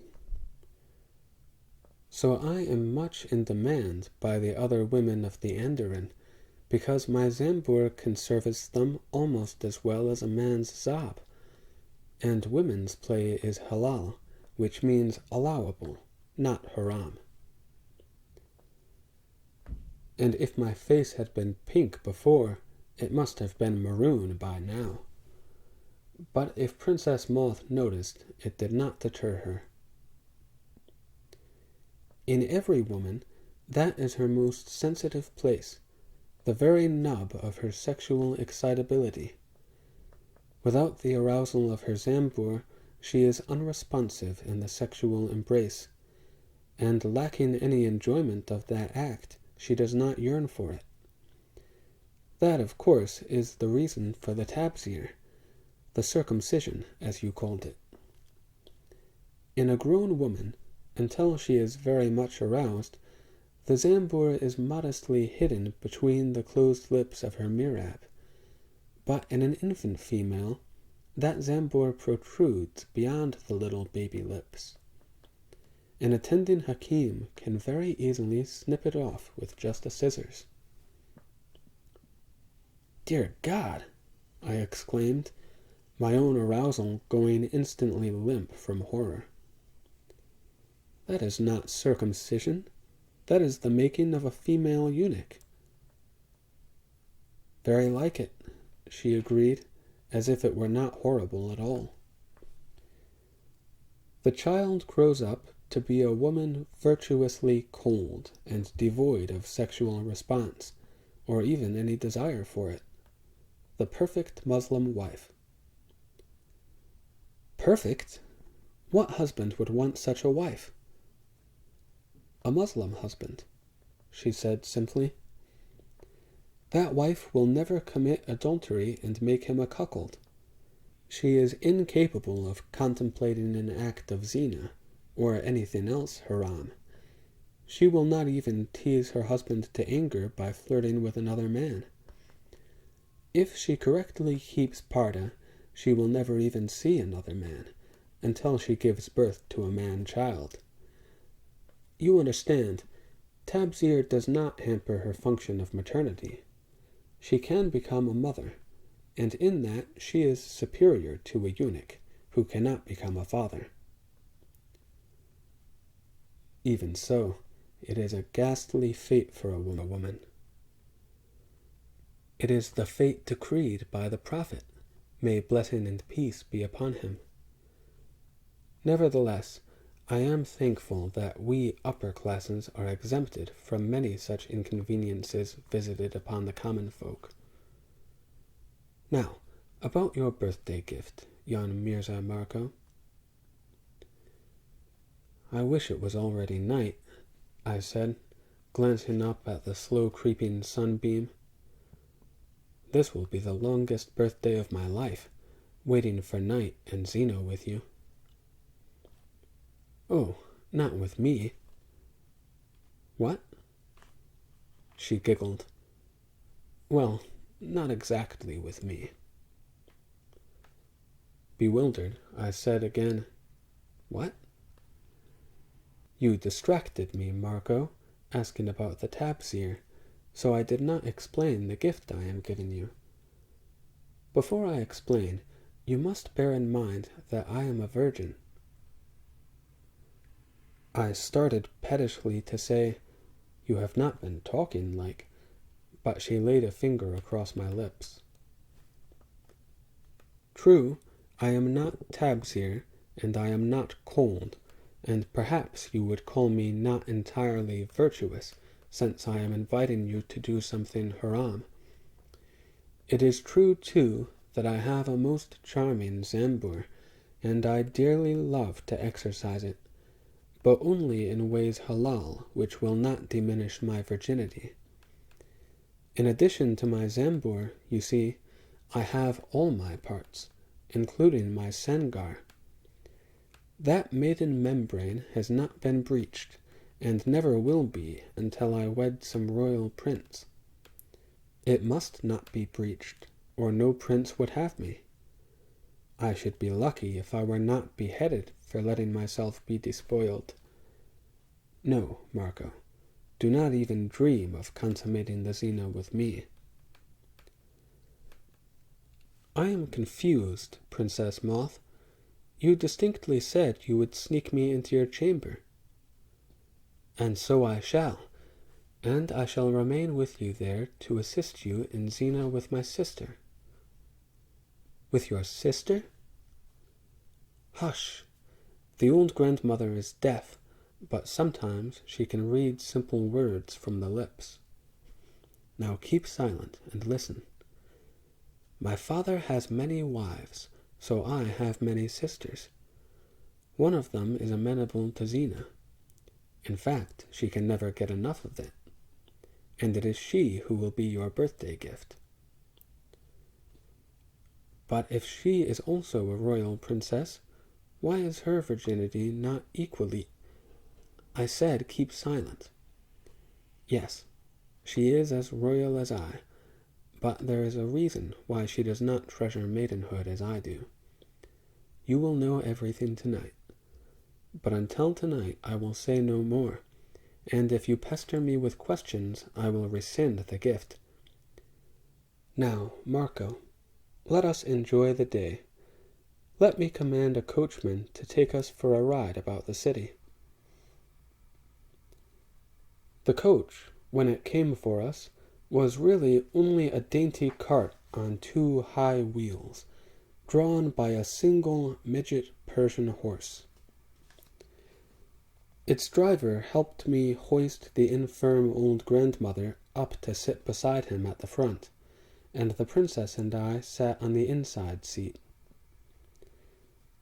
As the cart rolled down the garden drive and out through the palace gates into Baghdad, Moth remarked that she had not yet had anything of breakfast to eat, opened a cloth bag, took from it some greenish-yellow fruits, and bit into one and offered another to me. "Banyan," she called it, "a variety of fig." I winced at the word fig, and politely declined, not bothering to mention my acre misadventure that had made figs repulsive to me. Moth looked sulky when I refused, and I asked her why. "Do you know," she said, leaning close and whispering so the coachman would not hear, "that this is the forbidden fruit with which Eve seduced Adam?" I whispered back, "I prefer the seduction without the fruit. And speaking of which, I told you not to speak of it, not until tonight." Several other times during the morning's ride, I tried to broach that subject, but every time she ignored me, speaking only to call my attention to this or that point of interest, and to tell me informative things about it. She said, "Here we are in the bazaar, which you have already visited, but perhaps you do not recognize it now, all empty and deserted and silent. That is because today is Jum'ah, Friday as you call it, which Allah appointed to be the day of rest, and there is no doing of trade or business or labor.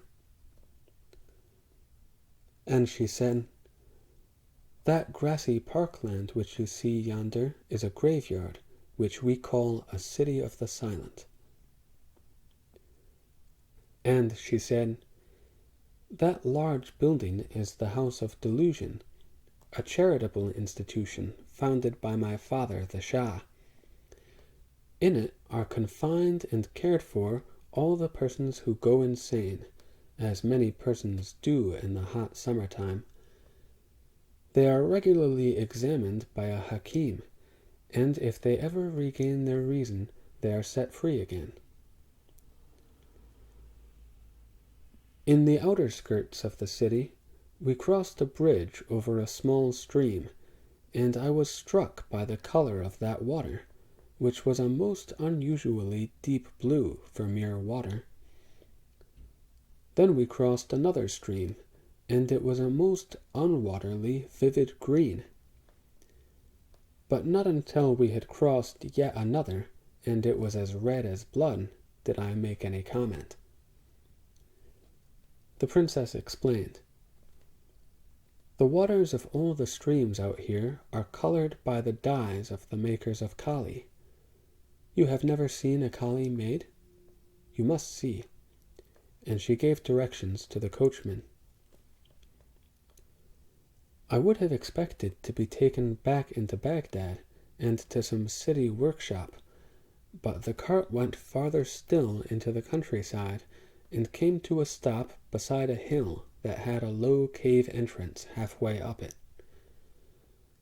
Moth and I got down from the cart, climbed the hill, and ducked our heads to go into the hole. We had to go crouching through a short, dark tunnel, but then we came out inside the hill, and into a vastly wide and high rock cavern, full of people, its floor cluttered with work tables and benches and dye vats. The cavern was dark until my eyes got accustomed to its half-light, cast by innumerable candles and lamps and torches. The lamps were set on the various pieces of furniture.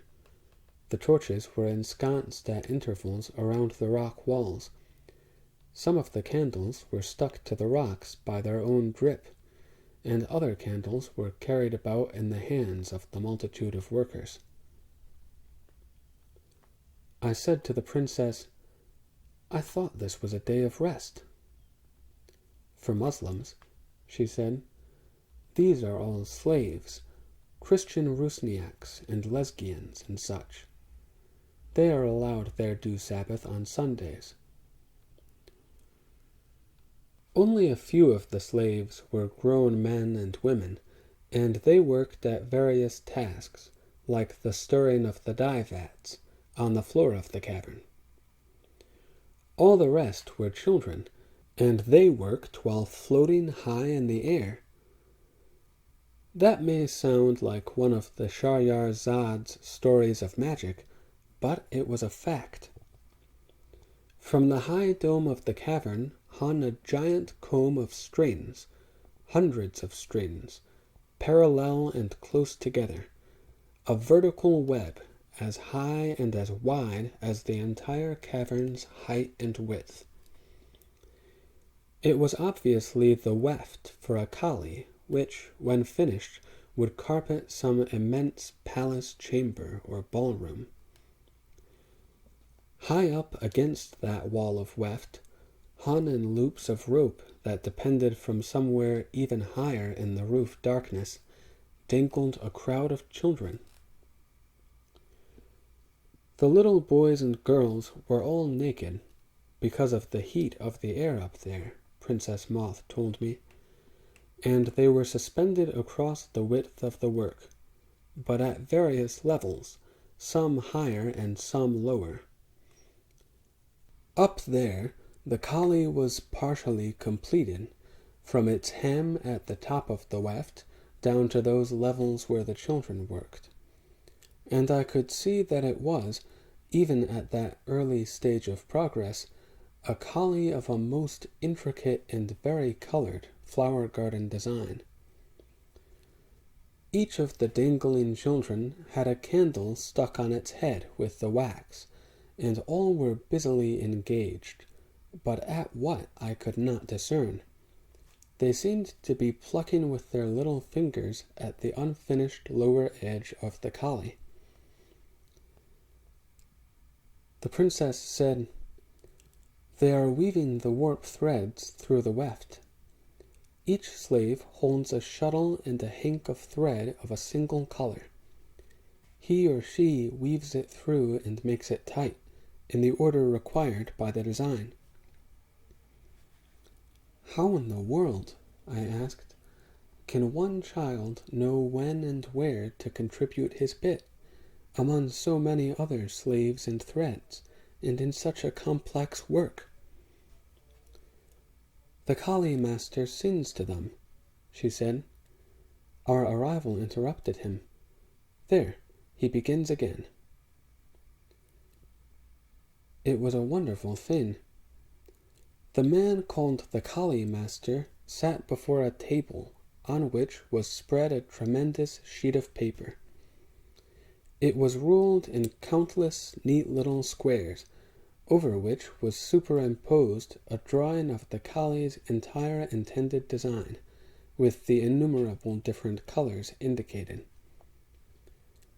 The collie master read aloud from that design, singing something on this order: 1 red, 13 blue, 45 brown. Except that what he chanted was far more complicated than that. It had to be audible away up there near the cavern roof, and it had to be unmistakably understood by each boy and girl it called upon, and it had to have a cadence that kept them all working in rhythm. While the words addressed one slave child after another, out of the great many of them, and told each one when to bring in his individual shuttle, the singing of the words, either in a high tone or a low tone, told that slave how far across the weft to warp his thread, and when to knot it. In that marvelous manner of working, the slaves would bring the collie, thread by thread, line by line, all the way down to the cavern floor, and when it was finished, it would be as perfect in execution as if it had been painted by a single artist. "Just that one collie can eventually cost many slaves," said the princess, as we turned to leave the cavern. "The weavers must be as young as possible, so they are light of weight and have tiny, agile fingers. But it is not easy to teach such demanding work to such young boys and girls. Also, they frequently swoon from the heat up yonder, and fall and break and die. Or, if they live long enough, they are almost sure to go blind from the close work and poor light. And for every one lost, another slave child must be already trained and standing by." "I can understand," I said, "why even the smallest collie is so valuable. But just imagine what one would cost," she said, as we emerged again into the sunlight, "if we had to employ real people."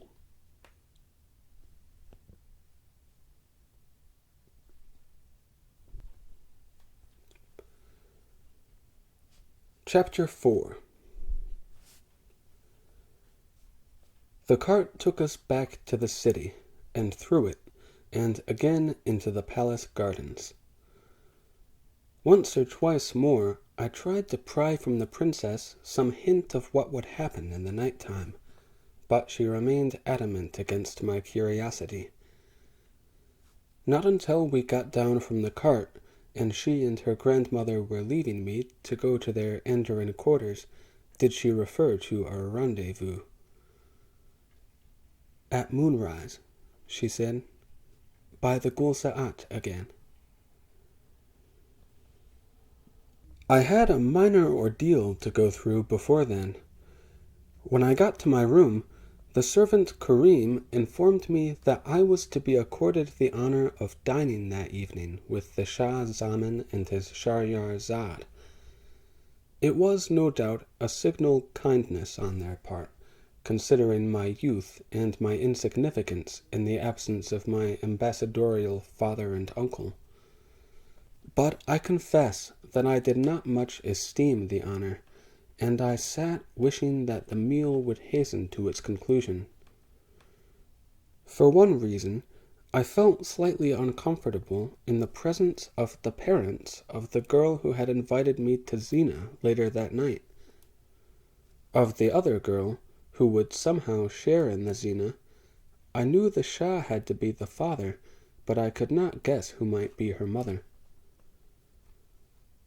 Also, I was literally salivating at the prospect of that which was to occur, even though I did not know exactly what was to occur.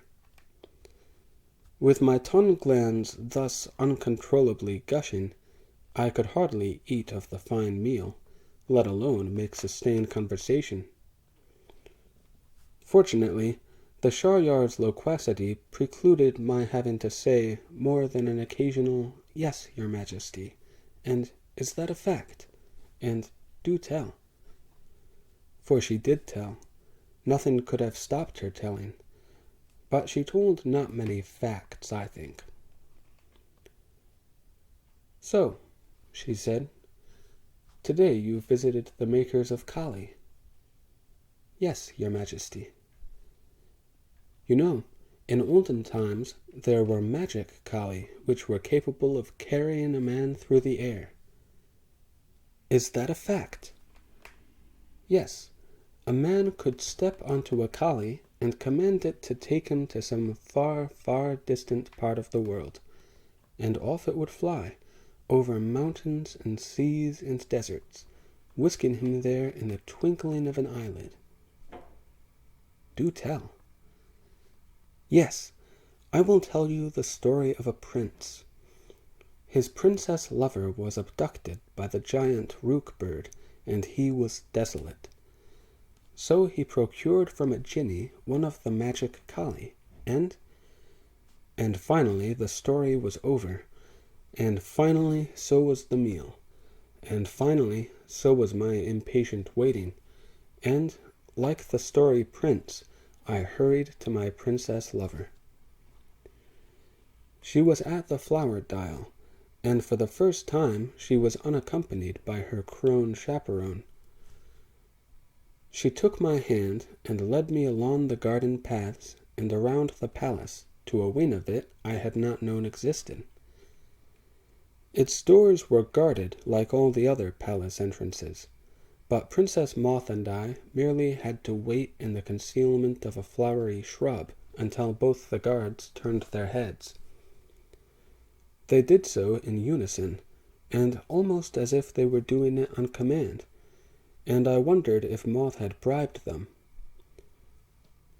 She and I flitted inside unseen, or at least unchallenged, and she led me along several corridors, oddly empty of guards, and around corners, and finally through an unguarded door. We were in her chambers, a place hung with many splendid Kali, and with filmy, transparent curtains and draperies in the many colors of charbets, looped and swathed and swagged in a delicious confusion, but all carefully kept clear of the lamps burning among them. The room was carpeted almost from wall to wall with charbet-colored cushions, so many that I could not tell which were diwan and which composed the princess's bed. "Welcome to my chambers, Mirza Marco," she said, "and to this."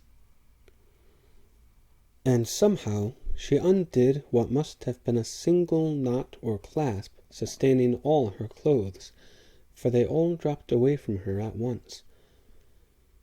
She stood before me in the warm lamplight, garbed only in her beauty and her provocative smile and her seeming surrender, and one ornament, one only, a spray of 3 brilliant red cherries in the elaborately arranged black hair of her head.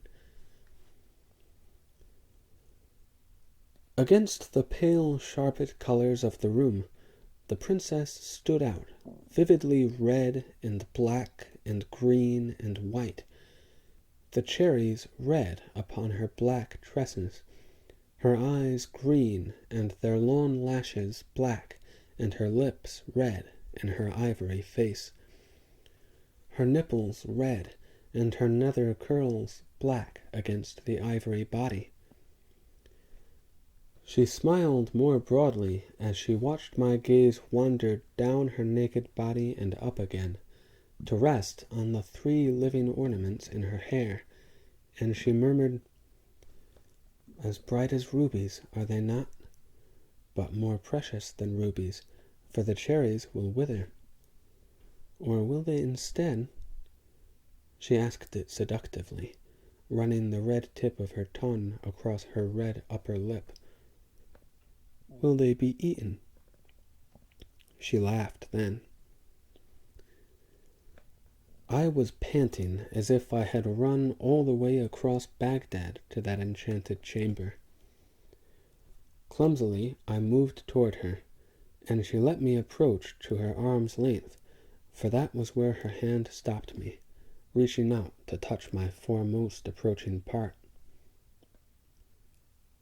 "Good," she said, approving what she had touched. "Quite ready and eager for Zina. Take off your clothes, Marco, while I attend to the lamps." I obediently disrobed, though keeping my fascinated eyes on her the while. She moved gracefully about the room, snuffing one wick after another. When for a moment Moth stood before one of the lamps, though she stood with her legs neatly together, I could see a tiny triangle of lamplight shine like a beckoning beacon between her upper thighs and her artichoke mount, and I remembered what a Venetian boy had said long ago, that such was the mark of a woman of the most utterly desirable bedworthiness. When all the lamps were extinguished, she came back through the darkness to me. "I wish you had left the lamps alight," I said.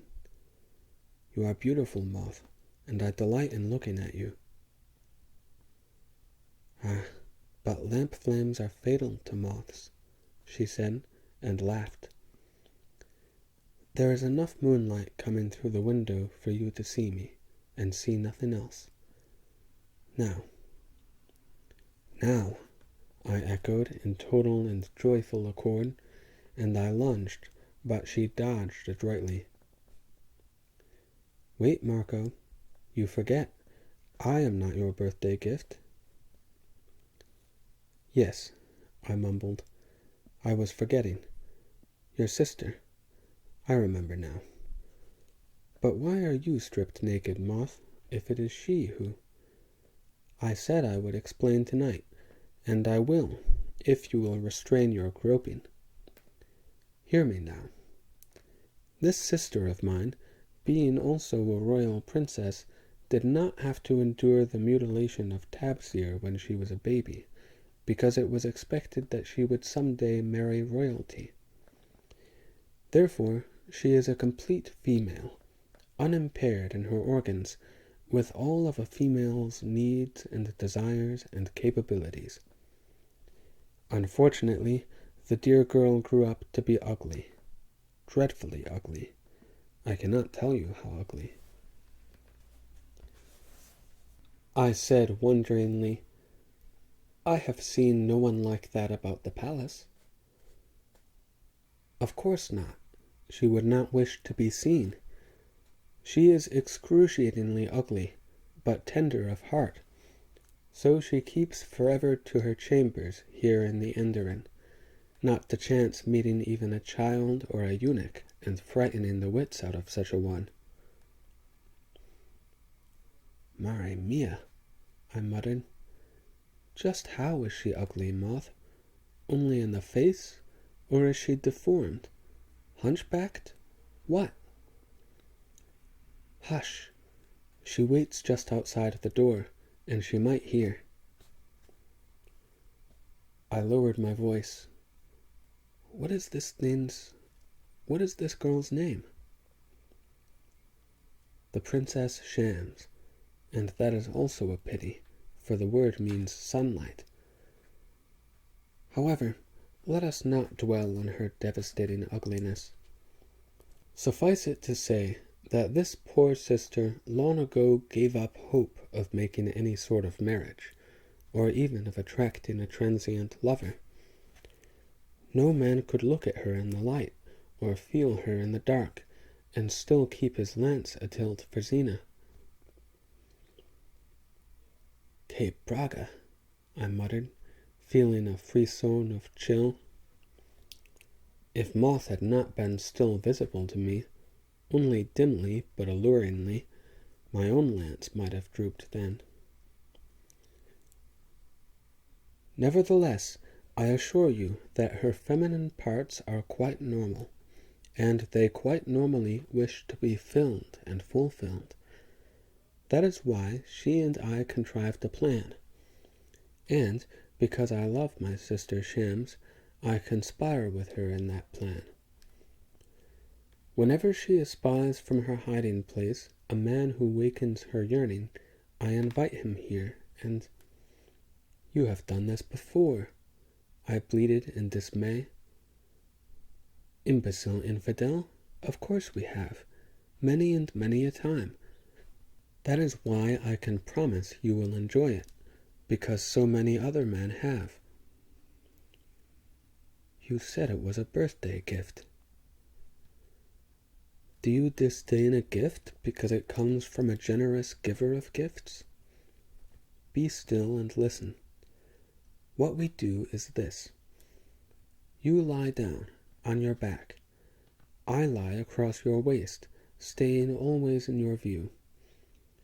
While you and I fondle and frolic, and we will do everything but the ultimate thing, my sister creeps quietly in and contents herself with your lower half. You never see Shams or touch her, except with your Zab, and it encounters nothing repugnant.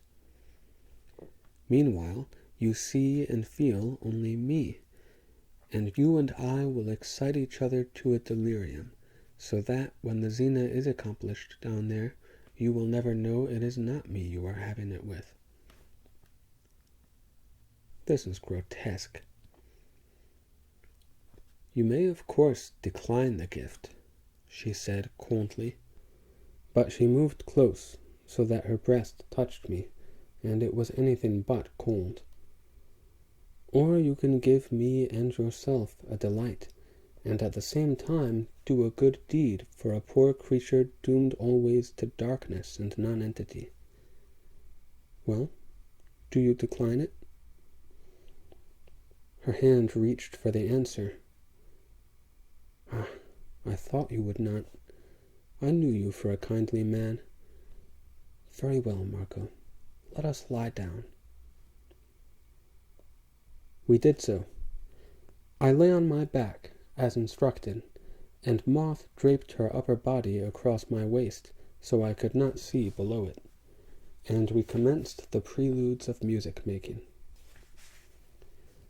She lightly stroked her fingertips over my face and through my hair and over my chest, and I did the same to her, and every time we touched, everywhere we touched, we felt the sort of tingling shock one can feel by briskly rubbing a cat's fur the wrong way.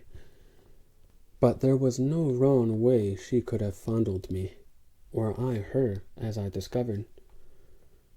Her nipples got perkily swollen under my touch, and even in the dim light I could see the dilation of her eyes, and I could taste that her lips were engorged with passion. "Why do you call it music-making?" she softly asked at one point. "It is far nicer than music." "Well, yes," I said, after thinking about it. I had forgotten the kind of music you have here in Persia. Now and then she would extend a hand behind her to stroke the part of me she was shielding from my sight, and each time that gave me a deliciously urgent start, and each time she withdrew her hand just in time, or I should have made Spruzzo into the air. She let me reach a hand down to her own parts, only whispering in a quaver, "Careful with the fingers, only the Zambor, not inside, remember." And that fondling made her several times come to paroxysm. And later she was straddling my chest, her body upright, her nether curls soft against my face, so that her mirab was within reach of my tongue, and she whispered, "A tongue cannot break the Sangar membrane. You may do with your tongue all you can do." Though the princess wore no perfume, that part of her was coolly fragrant, like fresh fern or lettuce. And she had not exaggerated in speaking of her Zambur. It was like having the tip of another tongue meet mine there, and lick and flick and probe in response to mine.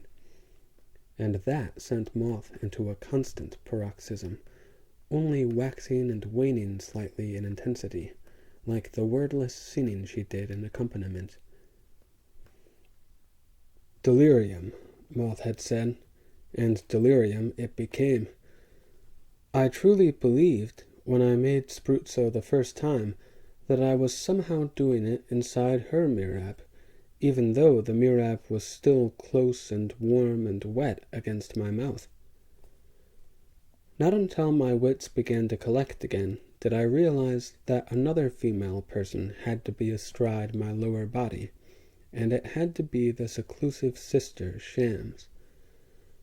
I could not see her, and I did not try or want to, but from her light weight upon me I could deduce that the other princess must be small and fragile. I turned my mouth from Moth's avidly thrusting mount to ask, "Is your sister much younger than you are?" As if coming reluctantly back from far distances, she paused in her ecstasy just long enough to say, in a breathless, small voice, "Not very much."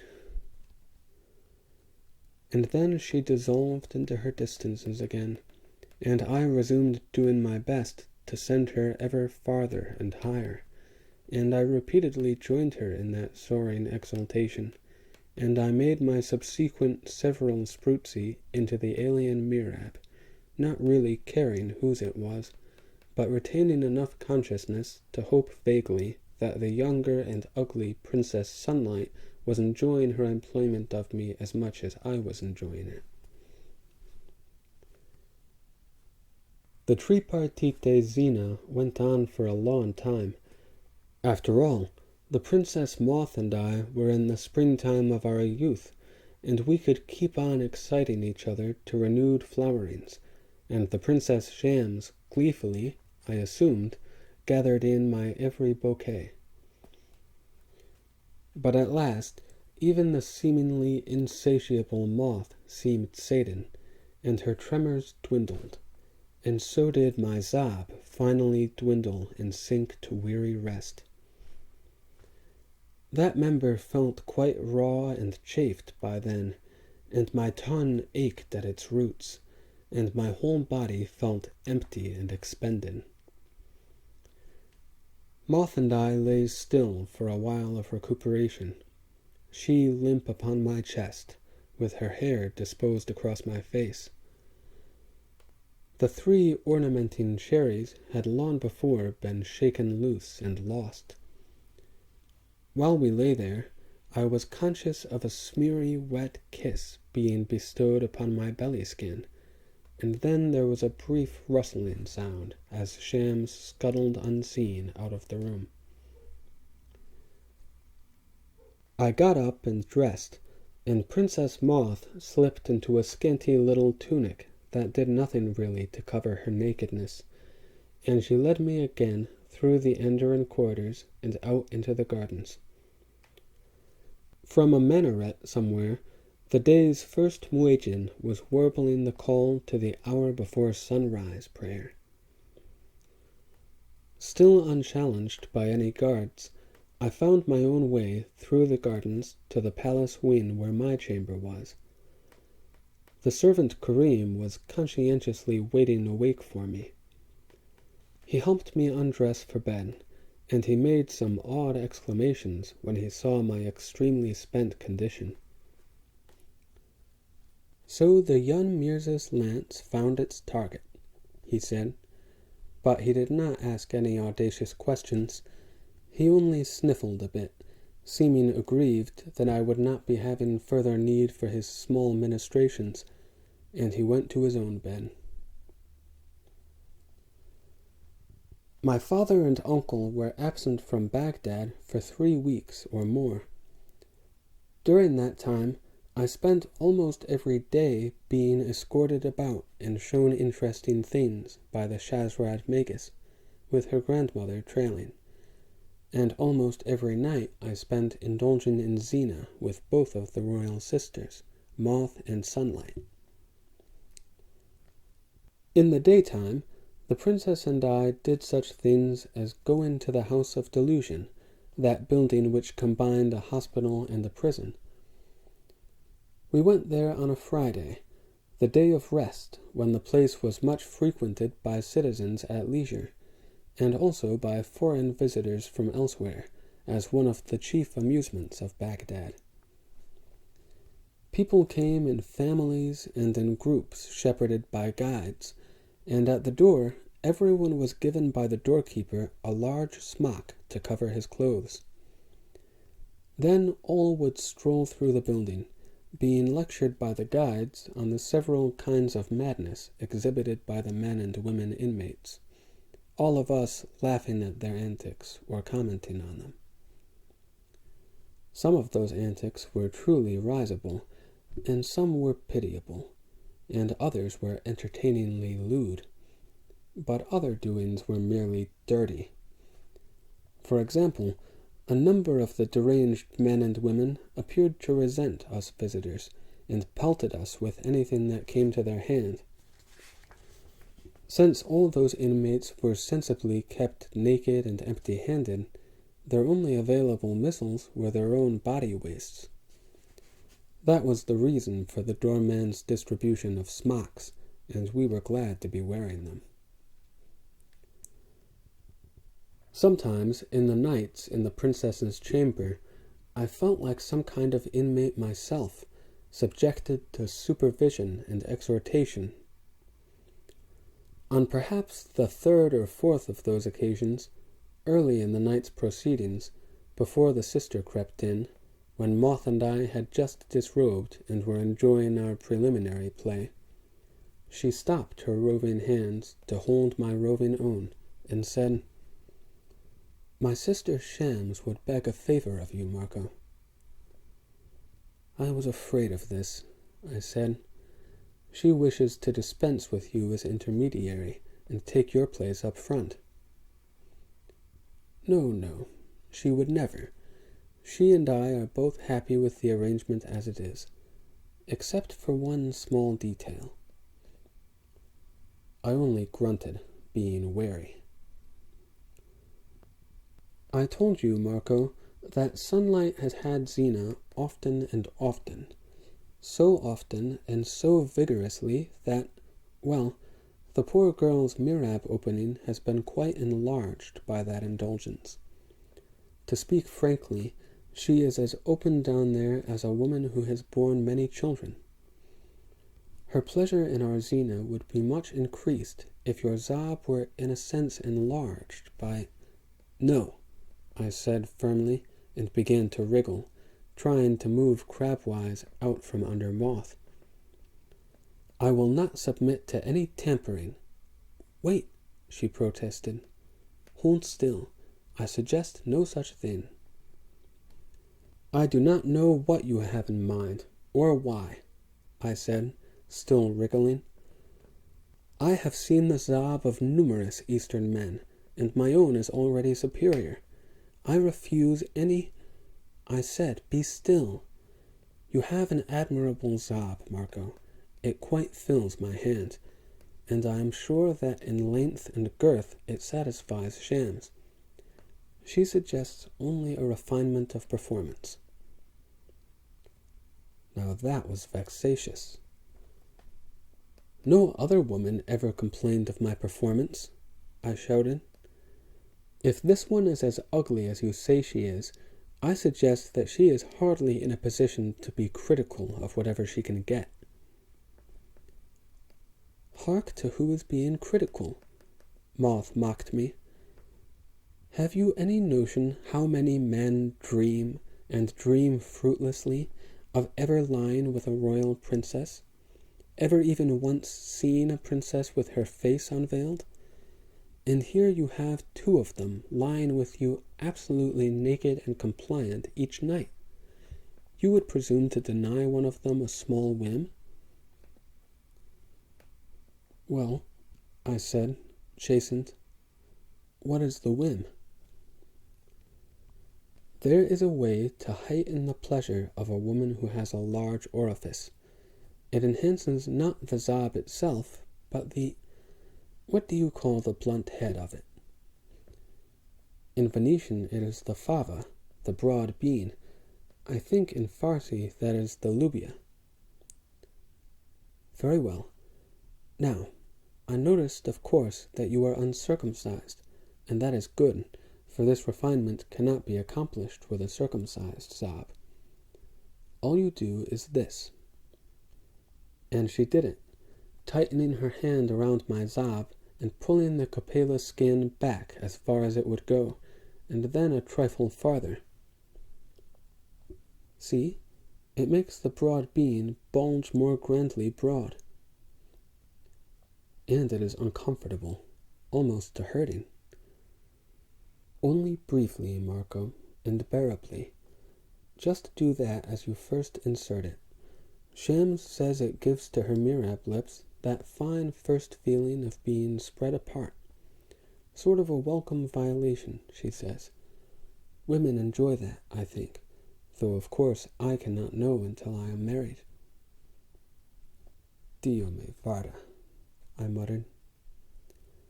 "And of course you do not have to do it, and risk touching Sunlight's ugly body. She will do that little stretching and broadening for you, with her own hands. She merely wished your permission." "Would Shams wish anything further?" I asked acidly. For a monster, she seems uncommonly finicking. "Hark at you!" Moth mocked me again. "Here you are, in company that any other man would envy you, being taught by royalty a trick of sex that most men never learn. You will be grateful, Marco, some day when you desire to give pleasure to a woman of large or slack mirab. You will be grateful that you learned how, and so will she be grateful. Now, before Sunlight arrives, make me grateful a time or two, in other ways."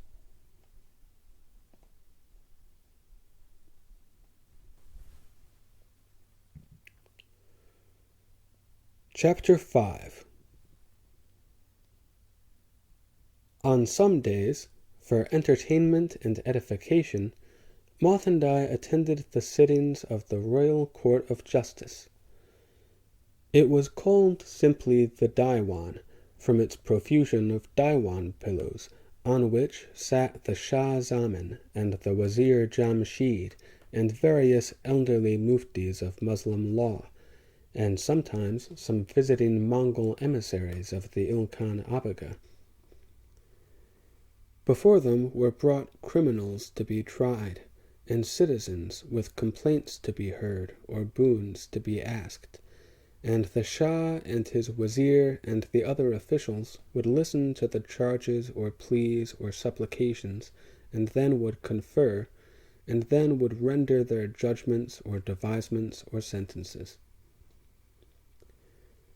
I found the Diwan instructive as a mere onlooker, but had I been a criminal, I would have dreaded being hauled there, and had I been a citizen with a grievance, it would have had to be a towering grievance before I should have dared to take it to the Diwan.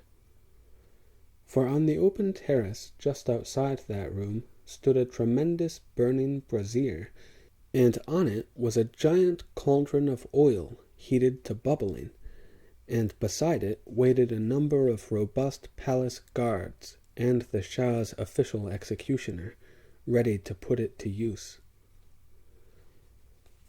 Princess Moth confided to me that its use was sanctioned, not only for convicted evildoers, but also for those citizens who brought false charges or spiteful complaints, or gave untruthful testimony. The Vat guards looked fearsome enough, but the executioner was a figure calculated to inspire terror. He was hooded and masked, and garbed all in a red as hellfire. I saw only one malefactor actually sentenced to the vat. I would have judged him less harshly, but then I am not a Muslim.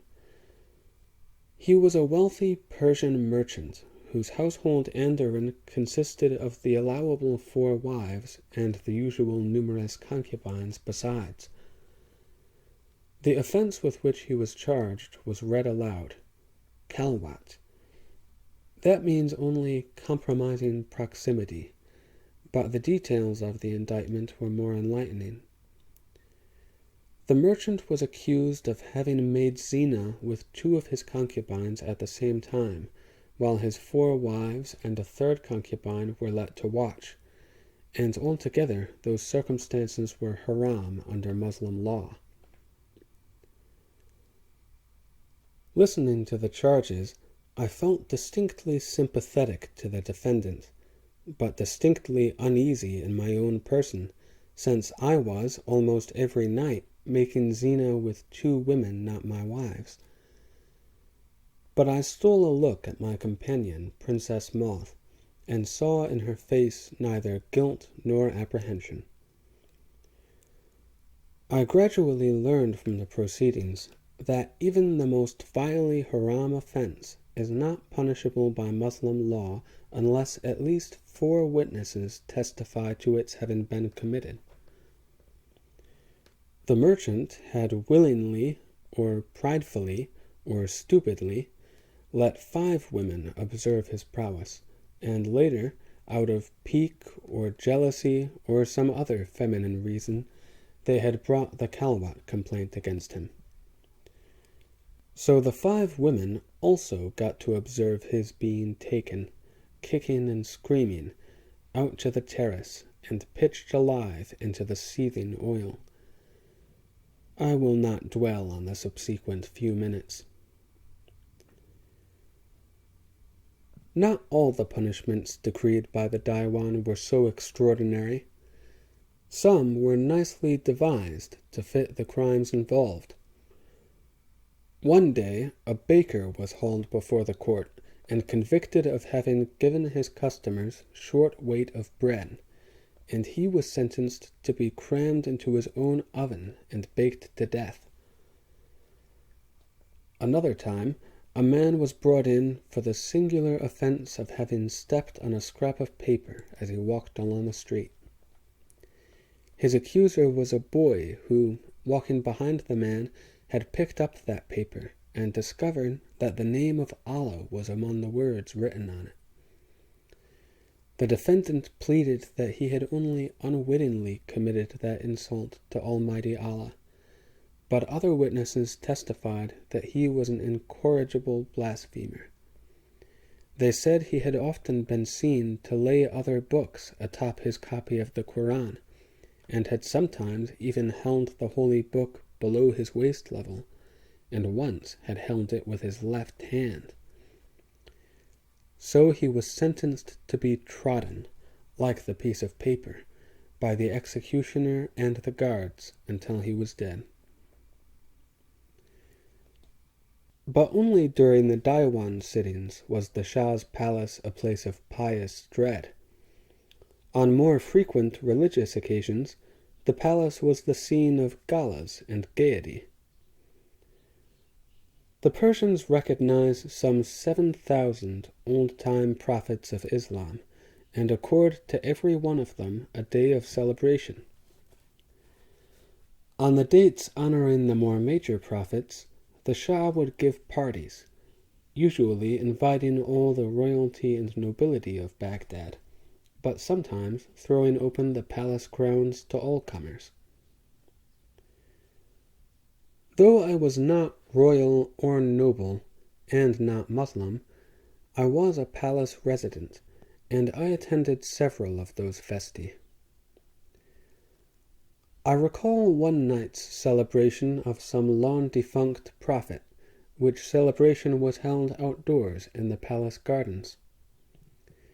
Every guest was given not the usual pile of Diwan cushions to sit or recline upon, but an individual, high-heaped mound of fresh and fragrant rose petals. Every branch of every tree was outlined in candles affixed to the bark, and that candlelight shone through the leaves in every shade and hue of green. Every flower bed was full of candelabra, and their candles' light shone through the multitudes of different blossoms in every shade and hue of every color. All those candles were sufficient to make the garden almost as bright and colorful as it was in daytime. But, in addition, the Shah's servants had beforehand collected every little tortoise and turtle to be bought in the bazaar or caught by children in the countryside, and had affixed a candle to the carapace of each one, and had let all those thousands of creatures loose to crawl about the gardens as moving points of illumination. As always, there was more and richer food and drink provided than I had ever seen laid out at any Western festa. Among the entertainments there were players of musical instruments, many of which I had never seen or heard before, and to their music dancers danced and singers sang. The male dancers recreated, with lances and sabers and much foot-stamping, famous battles of famous Persian warriors of the past, like Rustam and Sohrab. The female dancers scarcely moved their feet at all, but convulsed their breasts and bellies in a manner to make a watcher's eyeballs spin. The singers sang no songs of a religious nature. Islam frowns on that, but quite the other sort. I mean exceedingly bawdy songs. There were also bear trainers with agile and acrobatic bears, and snake charmers making the hooded snakes called Najaya to dance in their baskets, and Farderbab telling the tomorrows in their trays of sand, and Shokran clowns comically garbed and capering and reciting or acting out lewd jests. When I had got quite addled on the date liquor arak, I dismissed my Christian scruples against divination, and applied to one of the Farderbab, an old Arab or Jew with a fungus-like beard, and asked what he could see in my future.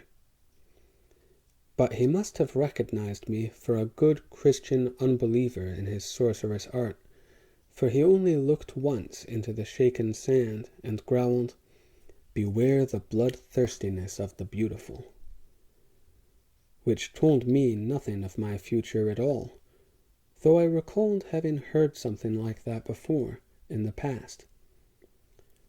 So I laughed jeeringly at the old fraud, and stood up and twirled and pirouetted away from him, and fell down, and Kareem came and supported me to my bedchamber. That was one of the nights on which the Princess Moth and Sunlight and I did not convene. On another occasion, Moth told me to find something else to do with my next few nights, because she was enduring her moon curse. Moon curse? I echoed. She said impatiently, "The female bleeding." "And what is that?" I asked, truly never having heard of it before then.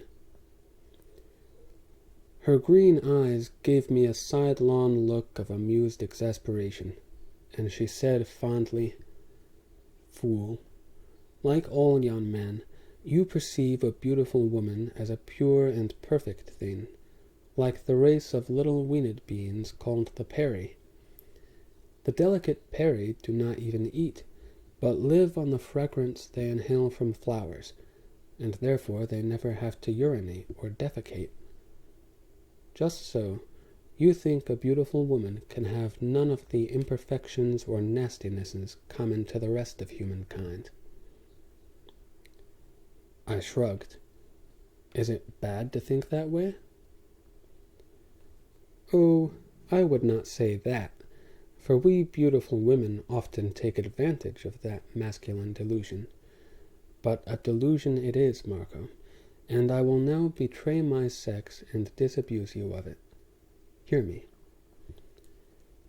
She explained what happens to a girl child at about the age of 10, which turns her into a woman, and goes on happening to her thereafter, once in every moon of the year. "Really?" I said. "I never knew. All women?" "Yes, and they must bear that moon curse until they get old and dry up in every respect. The curse is also accompanied by cramps and backaches and ill temper. A woman is morose and hateful during that time, and a wise woman keeps herself away from other people, or drugged to stupefaction with teriac or banj until the curse passes." "It sounds frightful."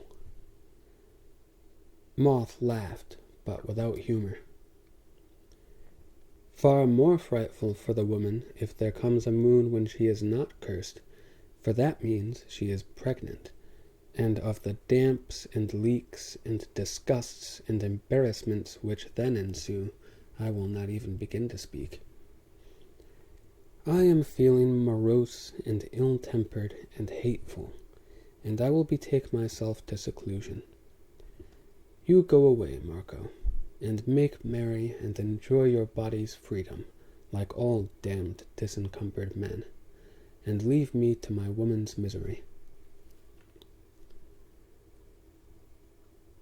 Despite the Princess Moth's depiction of the weaknesses of her sex, I could not then, or ever since then, think of a beautiful woman as being inherently flawed or faulty, or at least not until she proved herself to be so, as the Lady Ilaria once had, and thereby had lost all my esteem. Out here in the East, I was still learning new ways to appreciate beautiful women, and still making new discoveries about them, and I was disinclined to disparage them. To illustrate, when I was younger, I had believed that the physical beauty of a woman resided only in such easily observable features as her face and breasts and legs and buttocks, and in less easily observable ones, like a pretty and inviting and accessible artichoke mound and medallion and mihrab. But by this time I had had enough women to realize that there were more subtle points of physical beauty. To mention just one, I am particularly fond of the delicate sinews that extend from a woman's groin along the inner sides of her thighs when she opens them apart. I also had come to realize that Even in the features common to all beautiful women, there are differences which are discernible, and exciting for being so. Every beautiful woman has beautiful breasts and nipples, but there are innumerable variations in size and shape and proportions and coloration, all beautiful. Every beautiful woman has a beautiful mirab, but oh, how delectably different each is from another, in its placement, forward or underneath, in its tint and downiness of the outer lips, in its purse-likeness and purse-tightness of closure, in its zambour's position and size and erectability. Perhaps I make myself sound more lecherous than gallant, but I only wish to emphasize that I never could and never did and never will disprize the beautiful women of this world. Not even then, in Baghdad, when the Princess Moth, although herself one of them, did her best to show me their worst. For instance, one day she arranged for me to sneak into the palace Andarin, not for our nighttime frolic, but in the afternoon, because I had said to her, "Moth, do you remember that merchant whom we saw executed for his haram method of making zina? Is that the sort of thing that usually goes on in an Andarin?" She gave me one of her green looks and said, "Come and see for yourself." On that occasion, indubitably, she had to have bribed the guards and eunuchs to look the other way, for she did not merely get me unseen into that wing of the palace, but also put me into a corridor-wall's closet, which had 2 peepholes drilled to look into either of 2 large and voluptuously furnished chambers. I peeped through one hole and then the other. Both rooms were empty at the moment. Moth said, "Those are communal rooms, where the women can congregate when they weary of being alone in their separate quarters. And this closet is one of the many watch places throughout the Andarin where a eunuch takes station at intervals. He watches for quarrels or fights among the women, or other sorts of misbehavior, and reports them to my mother, the royal first wife, who is responsible for order being kept. The eunuch will not be in here today, and I will now go and let the women know that. Then we shall watch together and see what advantage they may take of the warder's absence." She went away and then returned, and we stood back to back in the close space, each with an eye to one of the holes. For a long time nothing happened. Then 4 women came into the room I was watching, and disposed themselves here and there on the diwan cushions. They were all about the age of the Shahryar-Zad, and about equally as handsome. One woman was apparently a native Persian, for she had ivory skin and night-black hair, but eyes as blue as lapis lazuli. Another I took to be an Armenian, for each of her breasts was exactly the size of her head. Another was a black woman, Ethiop or Nubian, and she, of course, had paddle feet and spindly calves, and a behind like a balcony, but she was otherwise fairly comely. Pretty face with not too everted lips, shapely bosom, and fine long hands. And the 4th woman was so dusky of skin and dark of eyes that she must have been an Arab. But the women's believing themselves to be not under scrutiny and free to do what they liked did not provoke any libertine throwing off of restraint or modesty. Except that none wore the cater, they were all fully clothed, and remained so, and they were not joined by any sneaked-in lovers. The black woman and the Arab had brought with them some kind of handheld needlework, and occupied themselves with that lethargic pastime. The Persian sat with pots and brushes and little implements, and painstakingly manicured the finger and toenails of the Armenian, and when that was done, both the women began coloring the palms of their hands and soles of their feet with henna dye. I was very soon bored to apathy, and so were the four women.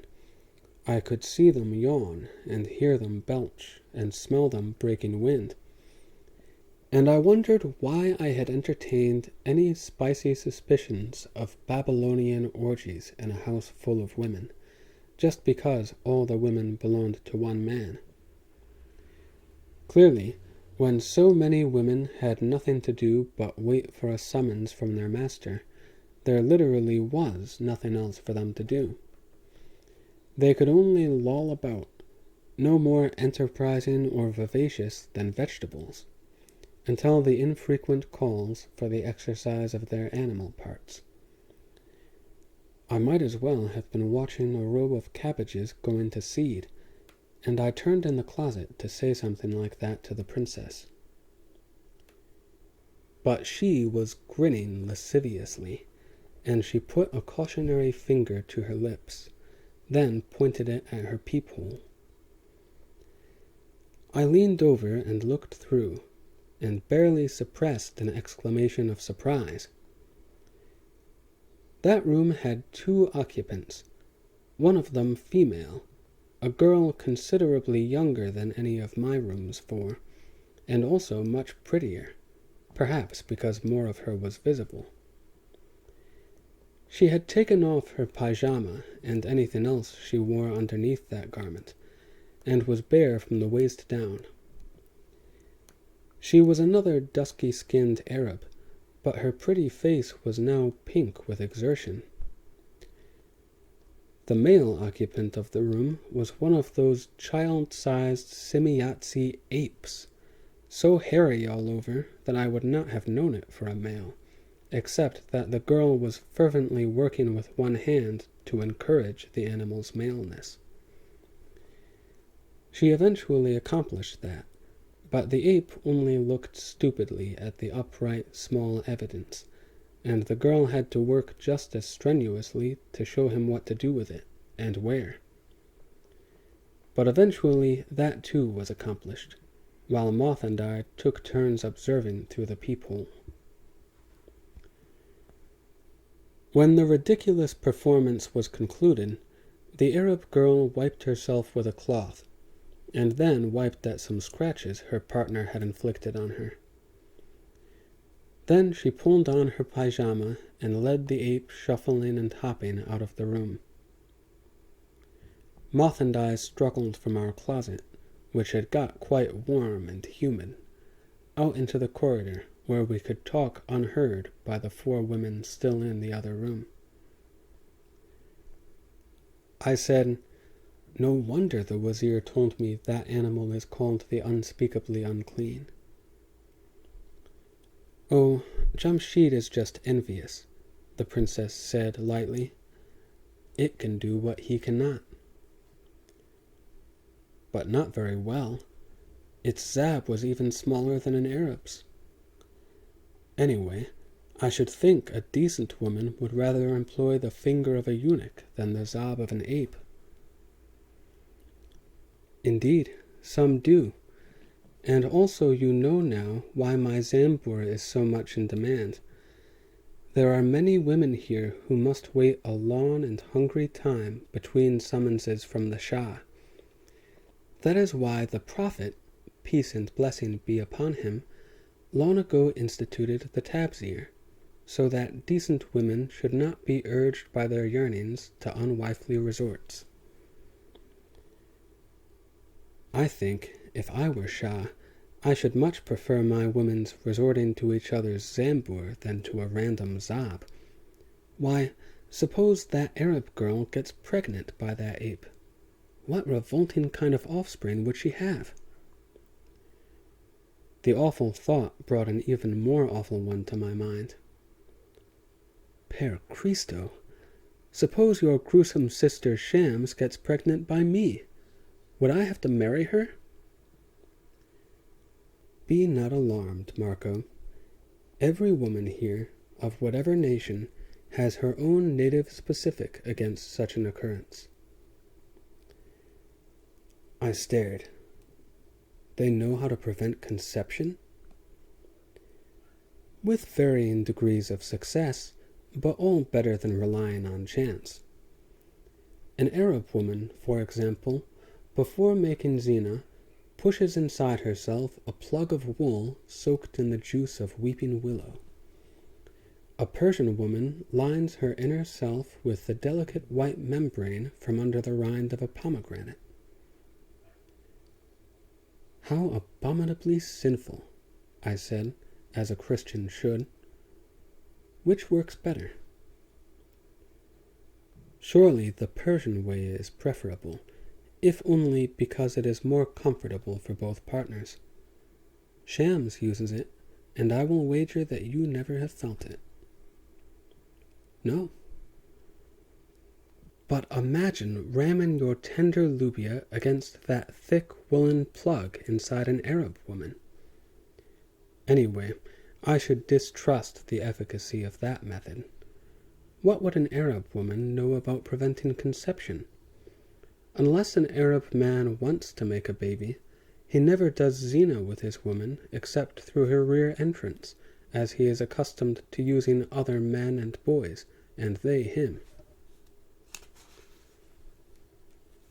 I was relieved to learn that the Princess Shams was not going to be fruitful and multiply her ugliness, thanks to her pomegranate preventive, though by rights I should have been disquieted, because I was thereby participating in one of the most abhorrent and mortal sins a Christian can commit. At some time in my travels, or when I returned home to Venice, I should again be in the vicinity of a Christian priest, and I should be obliged to make confession. Of course, the priest would belabor me with penances for my having fornicated with 2 unmarried women at one time, but that was only a venial sin in comparison to the other. I could well foresee his horror when I confessed that, through the wicked arts of the East, I had been enabled to copulate for the sheer enjoyment of the act, with no Christian intention or expectation of progency resulting from it. Needless to say, I went on sinfully enjoying it. If there was any slight thing that hampered my total and complete enjoyment, it was not any nagging sense of guilt. It was my natural wish that each of my zina consummations could take place inside the Princess Moth to whom I was making love, and not in the unloved, unlovely Princess Shams. However, when Moth sternly repulsed my few tentative hints in that regard, I had the good sense to stop making them.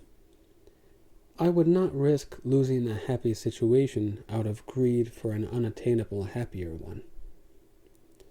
What I did instead, I invented for myself a story, of a kind that might have been told by the storytelling Shahrazad. In my mind's story, I made Sunlight not what she was, the ugliest female person in Persia, but the most gloriously beautiful.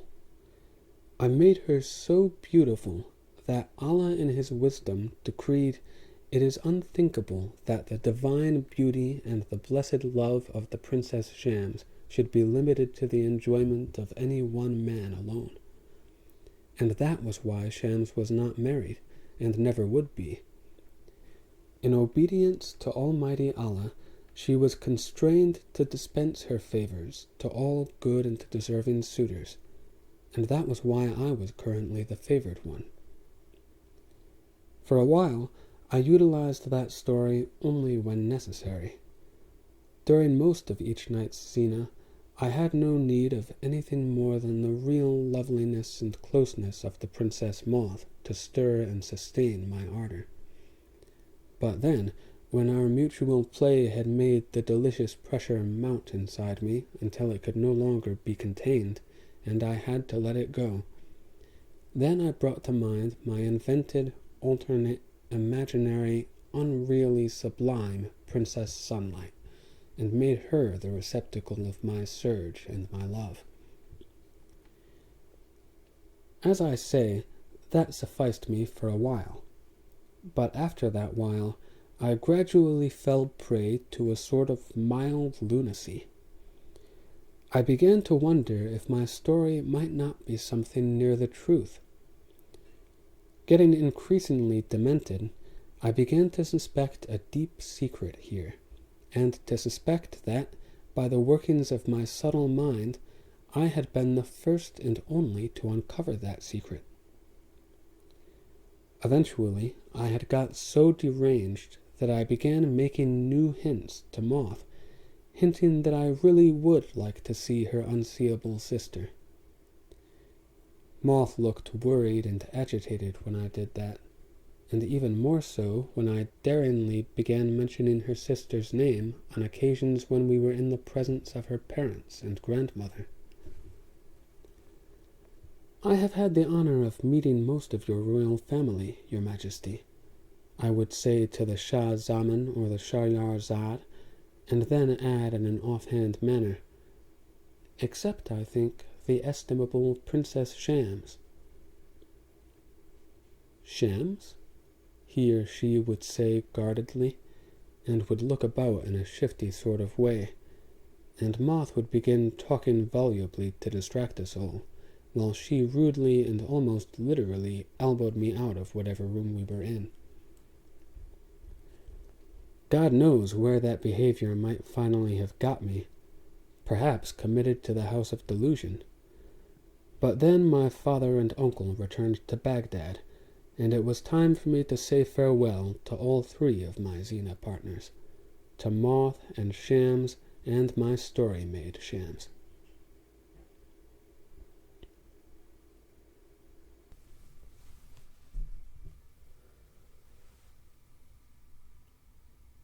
Chapter 6. My father and uncle returned together, having met somewhere on the roads north from the Gulf. On first setting eyes on me, before we even exchanged a greeting, my uncle jovially roared out, "Echo Marco! For a wonder, still alive and still vertical and still at liberty. Are you not in any trouble, then, Skagaroon?"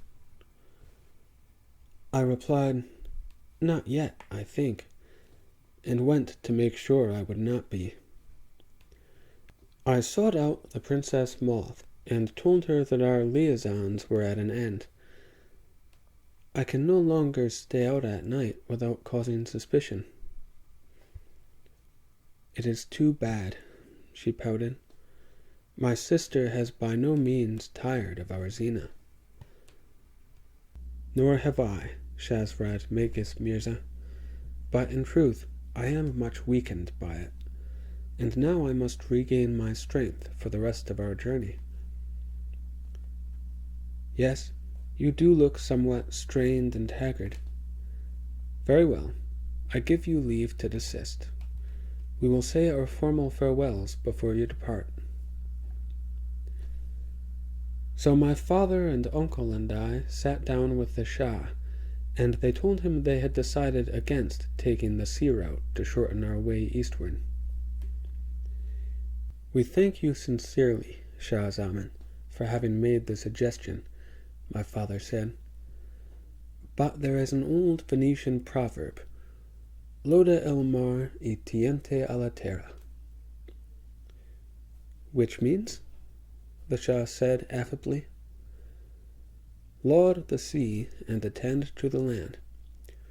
In more general application, it means praise the mighty and the dangerous, but cling to the small and secure.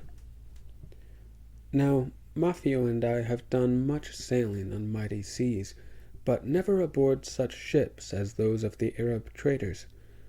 No overland route could be less safe or more risky." "The Arabs," said my uncle, "build their ocean-going ships in exactly the same slipshod way they build their ramshackle river boats, which your Majesty sees here at Baghdad.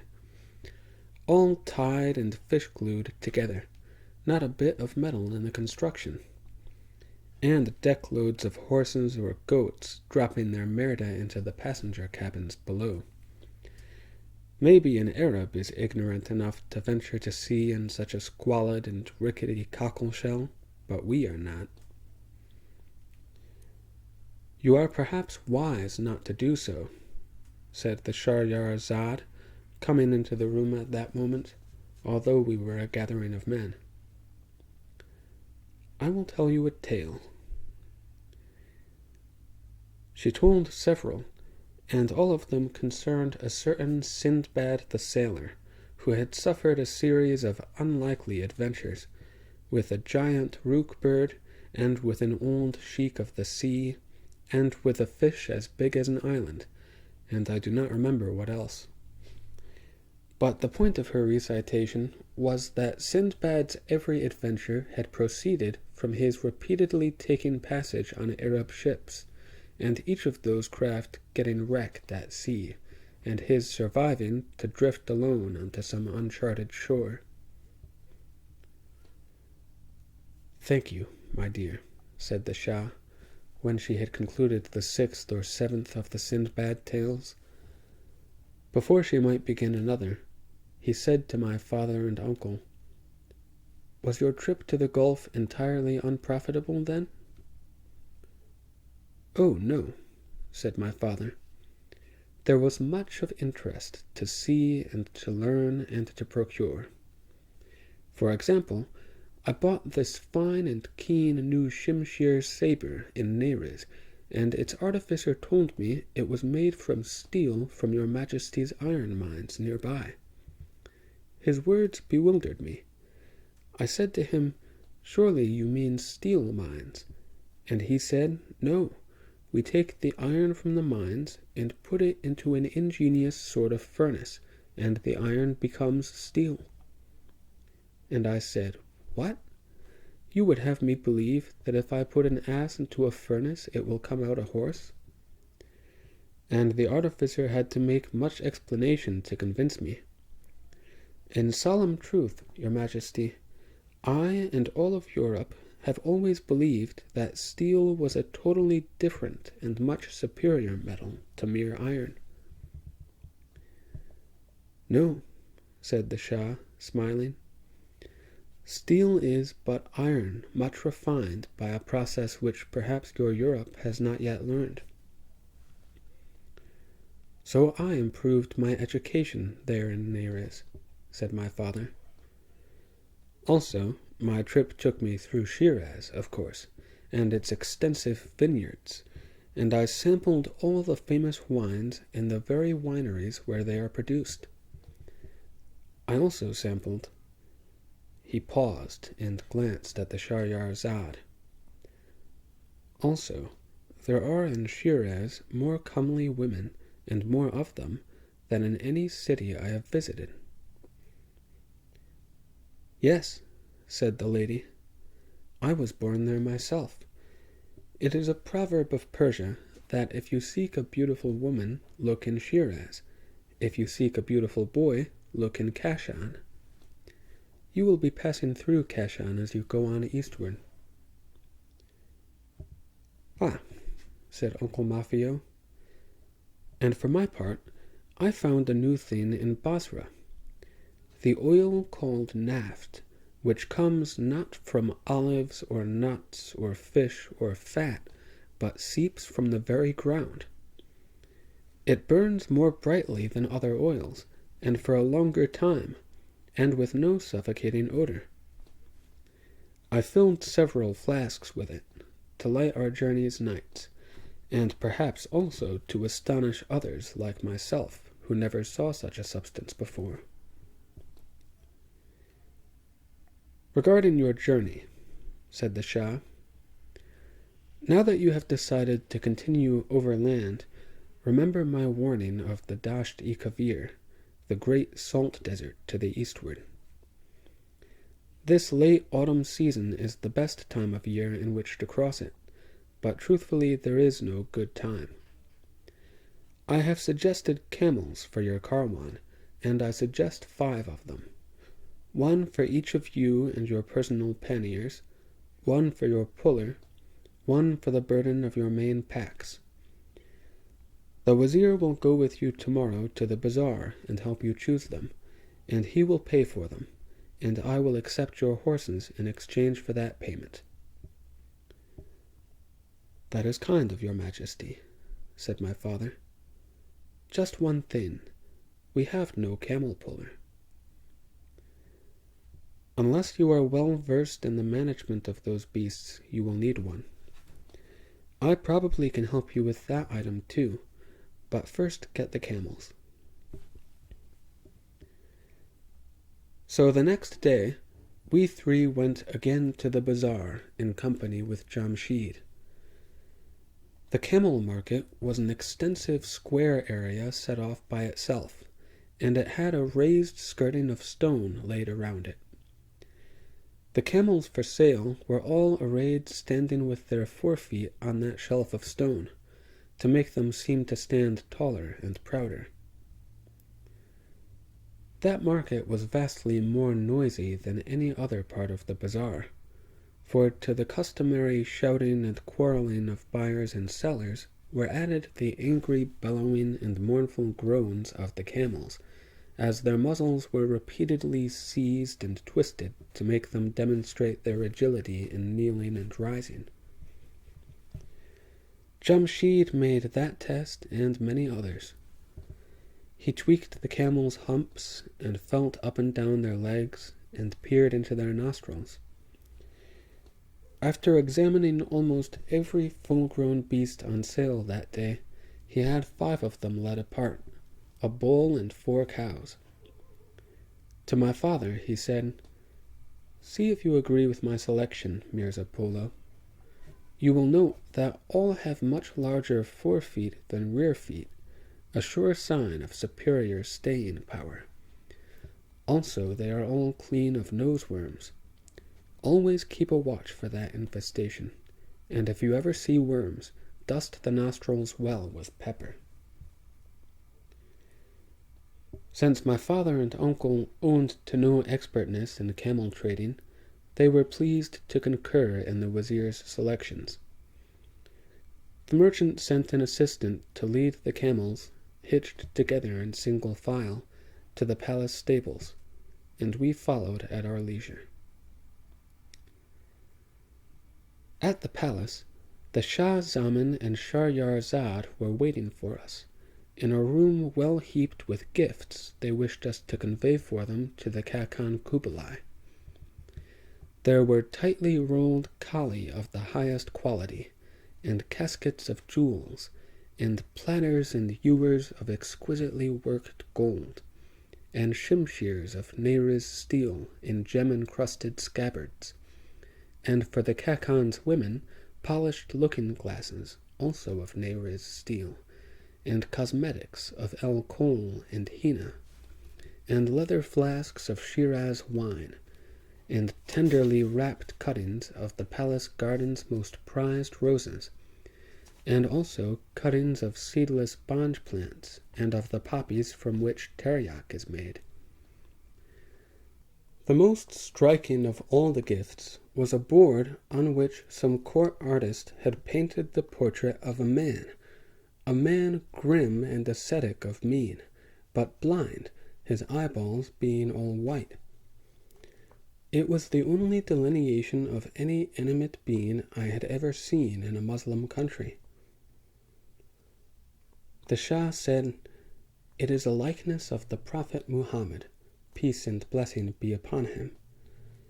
There are many Muslims in the Khakan's realms, and many have no idea what the Prophet, blessing and peace be his, looked like in life. You will take this to show them." "Excuse me," said Uncle Mafio, with uncharacteristic hesitancy. "I thought lifelike images were forbidden by Islam, and an image of the very Prophet himself?"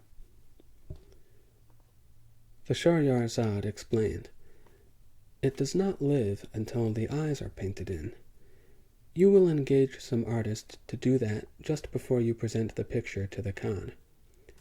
It requires only 2 brown dots painted onto the eyeballs." The Shah added, "And the picture itself is painted in magic tinctures, which in a few months will begin to fade until the picture totally disappears. Thus it cannot become an image of worship, like those you Christians revere, which are forbidden because they are unnecessary to our more civilized religion." "The portrait," said my father, "will be a gift unique among all the gifts the Khan is forever receiving.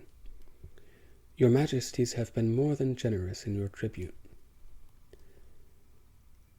"I should have liked to send him also some virgin Shiraz girls and Kashan boys," mused the Shah, "but I have tried to do that before, and somehow they never arrive at his court.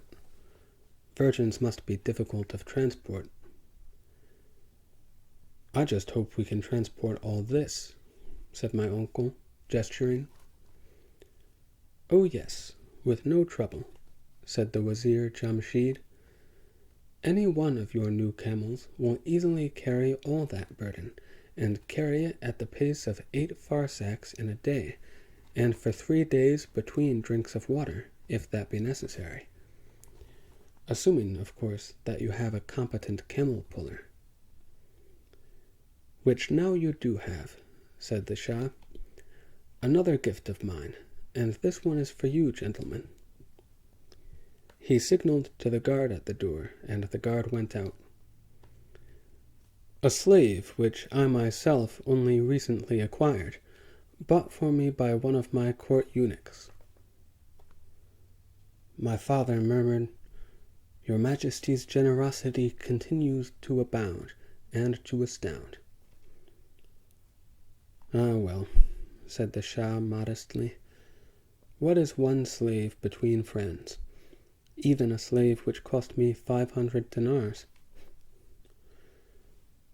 The guard returned with that slave, who immediately fell to the floor in salam, and cried shrilly, "Allah be praised! We meet again, good masters." "Sia Budela!" exclaimed Uncle Maffeo. "That is the reptile we recoiled from buying." "The creature nostril!" exclaimed the Wazir. "Really, my Lord Shah, how did you come to acquire this excrescence?" "I think the eunuch fell enamored of him," the Shah said sourly. "But I have not. So he is yours, gentlemen." "Well," said my father and uncle, uncomfortable and unwilling to give offense, "I have never known a slave more rebellious and odious," said the Shah, dropping any pretense of lauding his gift. "He curses and reviles me in 6 languages which I do not comprehend, except that the word pork occurs in all of them. He has also been insolent to me," said the Shahryar. "Fancy a slave criticizing the sweetness of his mistress's voice." "The Prophet, on whom be all peace and blessing," said the creature nostril, as if ruminating aloud to himself. "The Prophet called that house accursed where a woman's voice could be heard outside its doors." The Shahryar glared venomously at him, and the Shah said, "You hear? Well, the eunuch who bought him unbidden has been pulled asunder by 4 wild horses. The eunuch was expendable, having been born under this roof to one of my other slaves, and having cost nothing. But this son of a bitch Shakal cost 500 dinars, and should be more usefully disposed of. You gentlemen need a camel puller, and he claims to be one." "Verily," cried the son of a bitch Shakal, "good masters, I grew up with camels, and I loved them like my sisters." "That," said my uncle, "I believe." "Answer me this, slave," Jamshid barked at him. "A camel kneels to be loaded. It groans and complains mightily at each new weight of the loading. How do you know when to load it no further?" "That is easy, Wazir Mirza. When it ceases to grumble, you have laid upon it the last straw it will bear." Jamshid shrugged. "He knows camels." "Well," mumbled my father and uncle. The Shah said flatly, "You take him with you, gentlemen, or you stand by and watch while he goes to the vat." "The vat?" inquired my father, who knew not what that was. "Let us take him, father," I said, speaking up for the first time. I did not say it with enthusiasm, but I could not have watched again an execution by boiling oil, even of this obnoxious vermin. "Allah will reward you, young Master Mirza," cried the vermin. "O ornament upon perfection! You were as compassionate as the old-time Darwish Bayezid, who, while traveling, found an ant caught in the lint of his navel, and went hundreds of farsakhs back to his starting place to return that abducted ant to its home nest, and—" "Be silent," bellowed my uncle. "We will take you, for we would rid our friend the Shah Zaman of your reeking presence. But I warn you, putridity, you will enjoy precious little compassion." "I am content," cried the putridity. "The words of vituperation and beatings bestowed by a sage are more to be valued than the flattery and flowers lavished by the ignorant. And furthermore—" "Gesu," my uncle said wearily, "you will be beaten not on your buttocks, but on your clattering tongue. Your Majesty, we will depart at dawn tomorrow, and take this stench speedily out of your vicinity." Early the next morning, Karim and our other 2 servants dressed us in good sturdy traveling garb in the Persian style, and helped us pack our personal belongings, and presented us with a large hamper of fine foods and wines and other delicacies, prepared by the palace cooks so that the viands would keep well and sustain us for a good part of our way. Then all 3 servants indulged in a performance of wild grief, as if we had been their lifelong beloved masters and were leaving them forever. They prostrated themselves in salams, and tore off their tulbans, and beat their bare heads on the floor, and did not desist until my father distributed bakshish among them, at which they saw us off with broad smiles and commendations to the protection of Allah. At the palace stable we found that Nostril had, without command or beating or supervision, got our riding camels saddled and the pack camel loaded. He had even carefully wrapped and arranged all the gifts being sent by the Shah, so they would not fall or jar against each other or be dirtied by the dust of the road, and, so far as we could determine, he had not stolen a single item from among them. Instead of complimenting him, my uncle said sternly, "You scoundrel, you think to please us now and cozen us into leniency, so that we will be easy-going when you regress into your natural sloth. But I warn you, Nostril, we will expect this sort of efficiency, and—" The slave interrupted, but obsequiously. "A good master makes a good servant, and gets from him service and obedience in direct proportion to the respect and trust accorded him." "From all report," said my father, You have not very well served your recent owners, the Shah, the slave dealer. Ah, good Master Mirza Polo, I have been too long pent in cities and households, and my spirit gets crabbed by confinement. I was made by Allah to be a wanderer. Once I learned that you gentlemen are journeyers, I bent every effort to get myself expelled from this palace and attached to your Karwan. Said my father and uncle skeptically. In so doing, I knew I risked an even more immediate release, like a Duncan in the oil vat. But this Jan Mirza Marco saved me from that, and he will never regret it. To you, elder masters, I will be the obedient servant, but to him I will be the devoted mentor.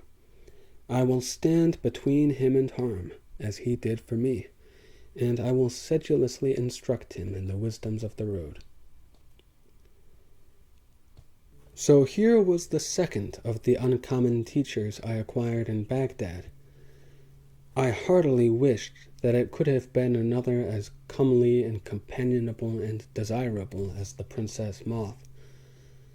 I was not much pleased at the prospect of being the ward of this scruffy slave, and possibly having some of his nasty attributes rub off on me. But I was disinclined to wound him by saying those things aloud, and I responded merely by making a face of tolerant acceptance. Mind, I do not claim to be a good man, said Nostril, as if he had overheard my thoughts. I am a man of the world, and not all my tastes and habits are acceptable in polite society. Doubtless you will have frequent occasion to chide me or beat me. But a good traveler, that I am. And now that I shall be again upon the open road, you will appreciate my usefulness. You will see. So we three went to make our final and formal leave-takings of the Shah and the Sharyar and her old mother and the Shazrad Magus. They had all risen early on purpose, and they said their farewells as feelingly as if we had been real guests, instead of merely bearers of the Khakan's vermin who had to be accommodated. These are the papers of ownership of that slave, said the Shah Zaman, giving them to my father. You will cross many borders from here eastward, and the border guards may require to know the identities of all in your Karwan.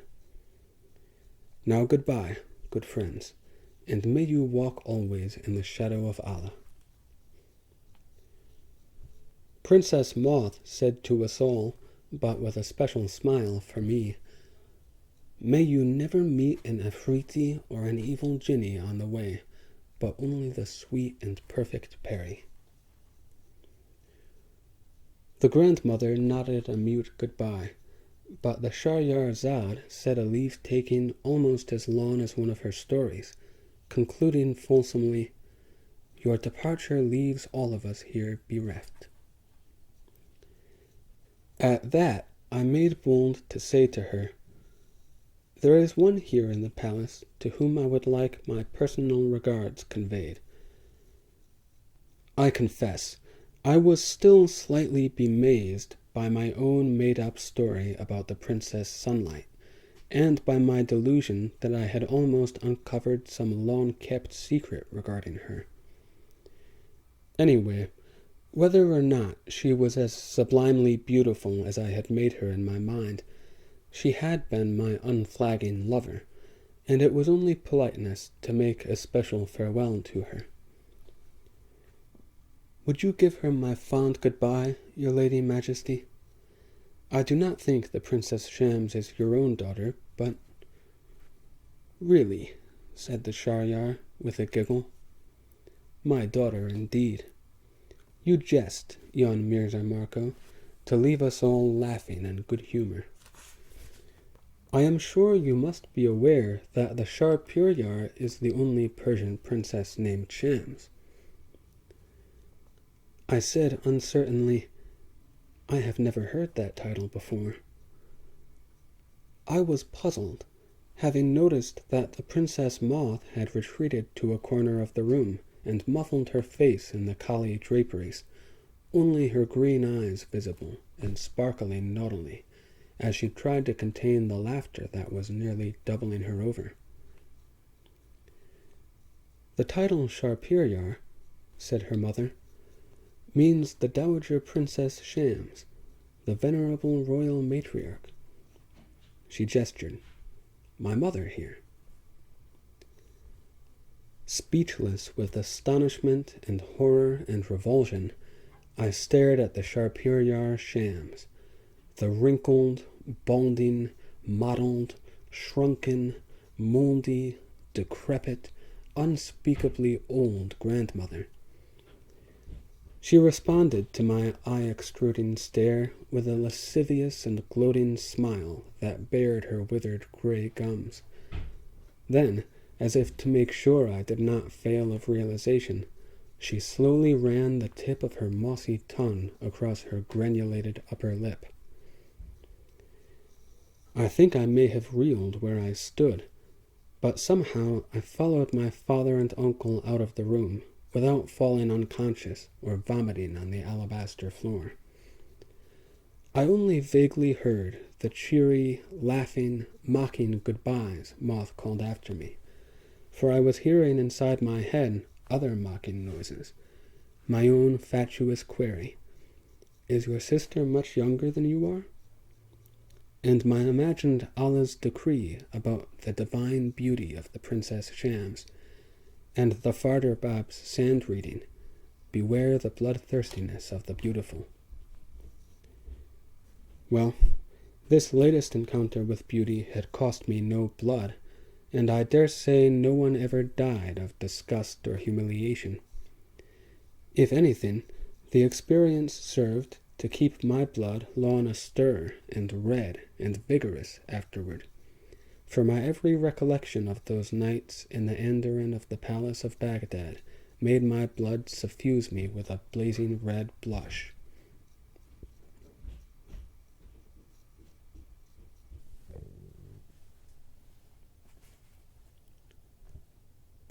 Chapter 7. The Wazir, riding a horse, accompanied our little camel train for the Istek ball, the half-a-day's journey, which the Persians traditionally perform as a courteous escort for departing guests. During that morning's ride, Jamshid several times solicitously remarked on my mien of glazed eyes and slack jaw.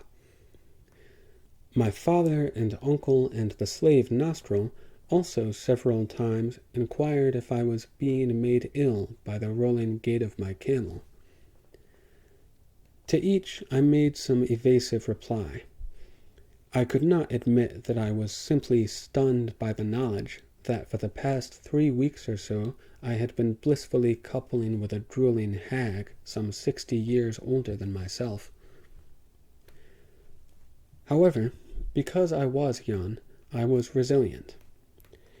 After a while, I convinced myself that no real harm had been done, except perhaps to my self-esteem, and that neither of the princesses was likely to gossip and make me a universal laughing-stock. By the time Jamshid gave us his final salam alaikum and turned his horse back for Baghdad, I was able again to look about me and see the country through which we were riding. We were then, and would be for some time, in a land of pleasantly green valleys winding among cool blue hills. That was good, for it enabled us to get used to our camels before we should reach the harder going in the desert. I will mention that riding a camel is no more difficult than riding a horse, once one has acquired a head for the much higher altitude where one is perched. A camel walks with a mincing gait and wears a supercilious sneer, exactly like certain men of a certain sort. That gait is easy for even a new rider to adjust to, and the riding is easiest done with both legs on the same side, in the way a woman rides a horse side saddle, one's forward leg crooked around the saddle bow. The camel is reined, not with a bridle, but with a line tied to a wooden peg permanently fixed in its snout. The camel's sneer gives it a look of haughty intelligence, but that is entirely spurious. One must constantly be aware that a camel is among the most stupid of beasts. An intelligent horse may take a notion to play pranks, to vex or unseat its rider. A camel would never be capable of such an idea, but neither does it have a horse's good sense to watch its way and sidestep avoidable hazards.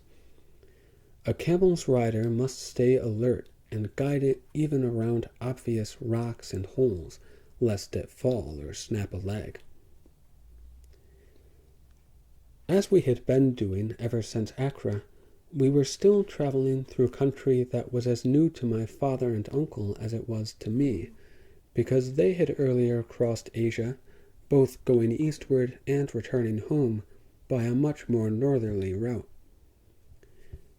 Therefore, with whatever misgivings, they left our direction to the slave Nostril, who claimed to have traversed this country many times in his life of wandering.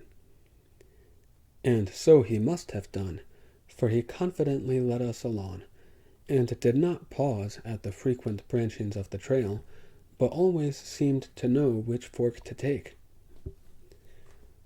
Precisely at that first day's sundown, he brought us to a comfortably appointed caravanserai. By way of rewarding Nostril's good conduct, we did not make him put up in the stable with the camels, but paid for him to eat and sleep in the main building of the establishment. As we sat about the dining cloth that night, my father studied the papers the Shah had given us, and said, "I remember your telling us, Nostril, that you have borne other names. It appears from these documents that you have served each of your previous masters under a different one. Sindbad, Ali Babar, Ali ad-Din. They are all nicer sounding names than Nostril. By which would you prefer that we call you?" "By none of them, if you please, Master Nicolo. They all belong to past and forgotten phases of my life. Sindbad, for example, refers only to the land of Sind where I was born. I long ago left that name behind." I said, "The Shahryar told us some stories about the adventures of another habitual journeyer who called himself Sindbad the Sailor. Could that possibly have been you?" "Someone very like me, perhaps, for the man was clearly a liar." He chuckled at his own self-deprecation. "You gentlemen are from the Marine Republic of Venice, so you must know that no seaman ever calls himself a sailor. Always seaman or mariner, sailor being a landsman's ignorant word. If that Sindbad could not get his own by-name correct, then his stories must be suspect." My father persisted. "I must inscribe on this paper some name for you under our ownership." "Put down Nostril, good master," he said airily. "That has been my name ever since the contretemps which earned it for me. You gentlemen might not believe it, but I was a surpassingly handsome man before that mutilation of my nose ruined my looks." He went on at great length about how handsome he had been when he still had two nostrils, and how sought after by women enamored of his manly beauty. In his early days, as Sindbad, he said, he had so entranced a lovely girl that she had risked her life to save him from an island peopled by winged and wicked men.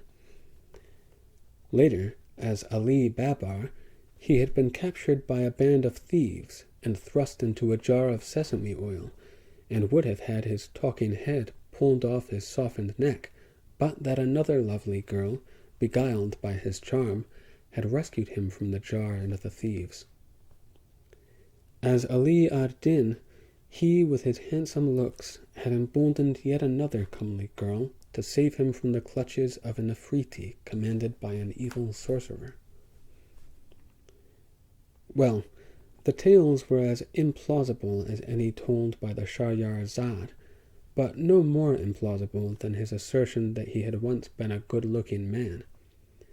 No one could have believed that. Had he had the normal 2 nostrils, or 3, or none, it would not have improved his resemblance to a large-beaked, chinless, pot-bellied shootermurk camel-bird, made even more comical by a stubble of beard under its beak.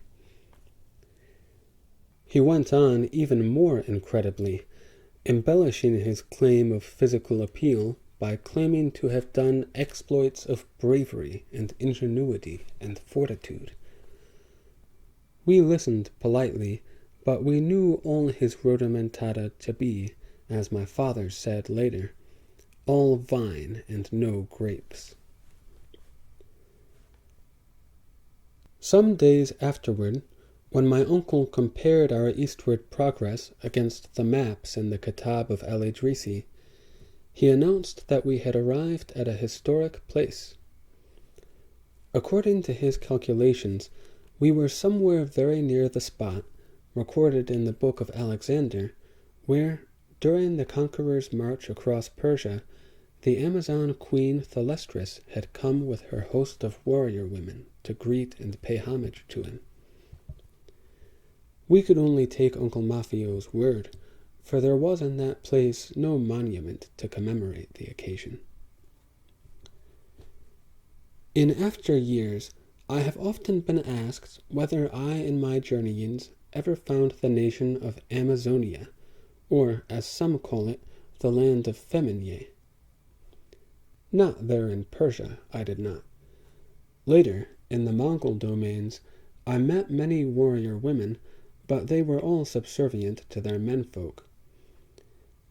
I have also been often asked whether, out yonder in those far lands, I ever met the Prete Zwane, called in other languages Presbyter Johann and Prester John, that reverend and mighty man, so shrouded in myth and fable and legend and enigma.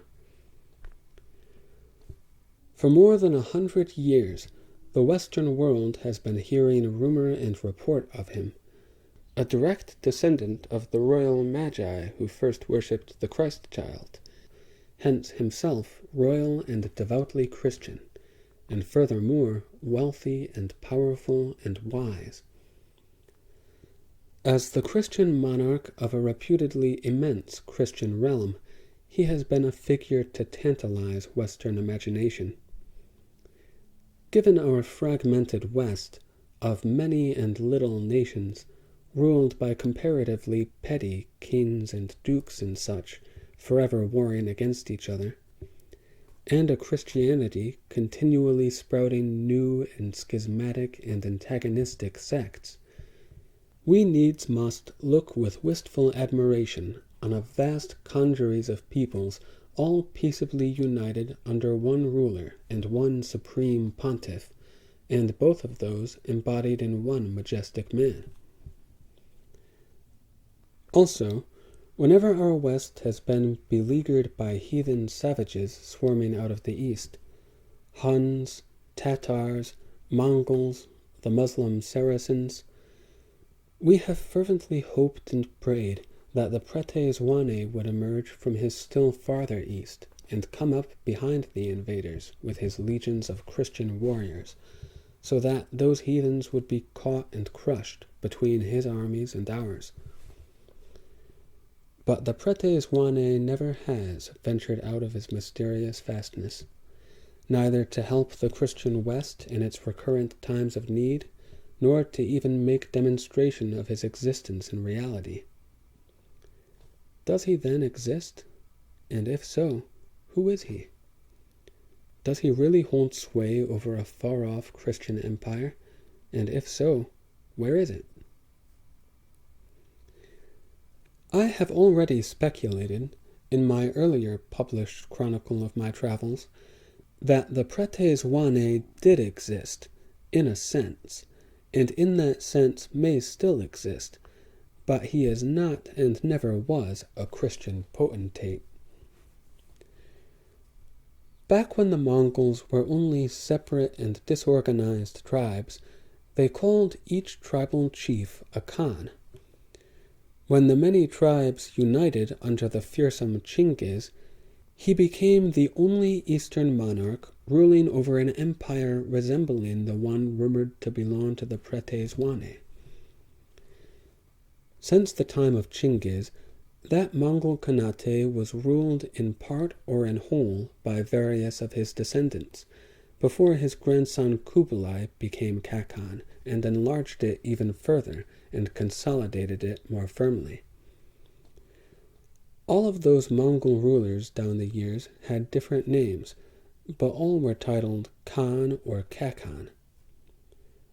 Now, I invite you to notice how easily the spoken or written word Khan or Khakan could be misread or misheard as Swane or John or Johann.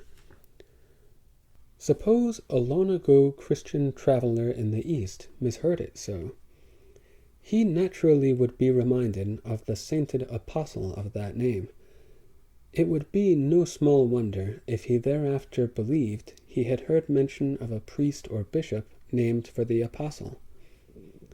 He had only to mingle the misapprehension with the reality, the extent and power and wealth of the Mongol Khanate, and by the time he went home to the West, he would have been eager to tell of an imaginary Pretes Wane ruling an imaginary Christian empire. Well, if I am right, the Khans probably did inspire the legend, through no doing of their own. But they are not Christians, and they never have owned any of the fabulous possessions ascribed to that Pretes Wane.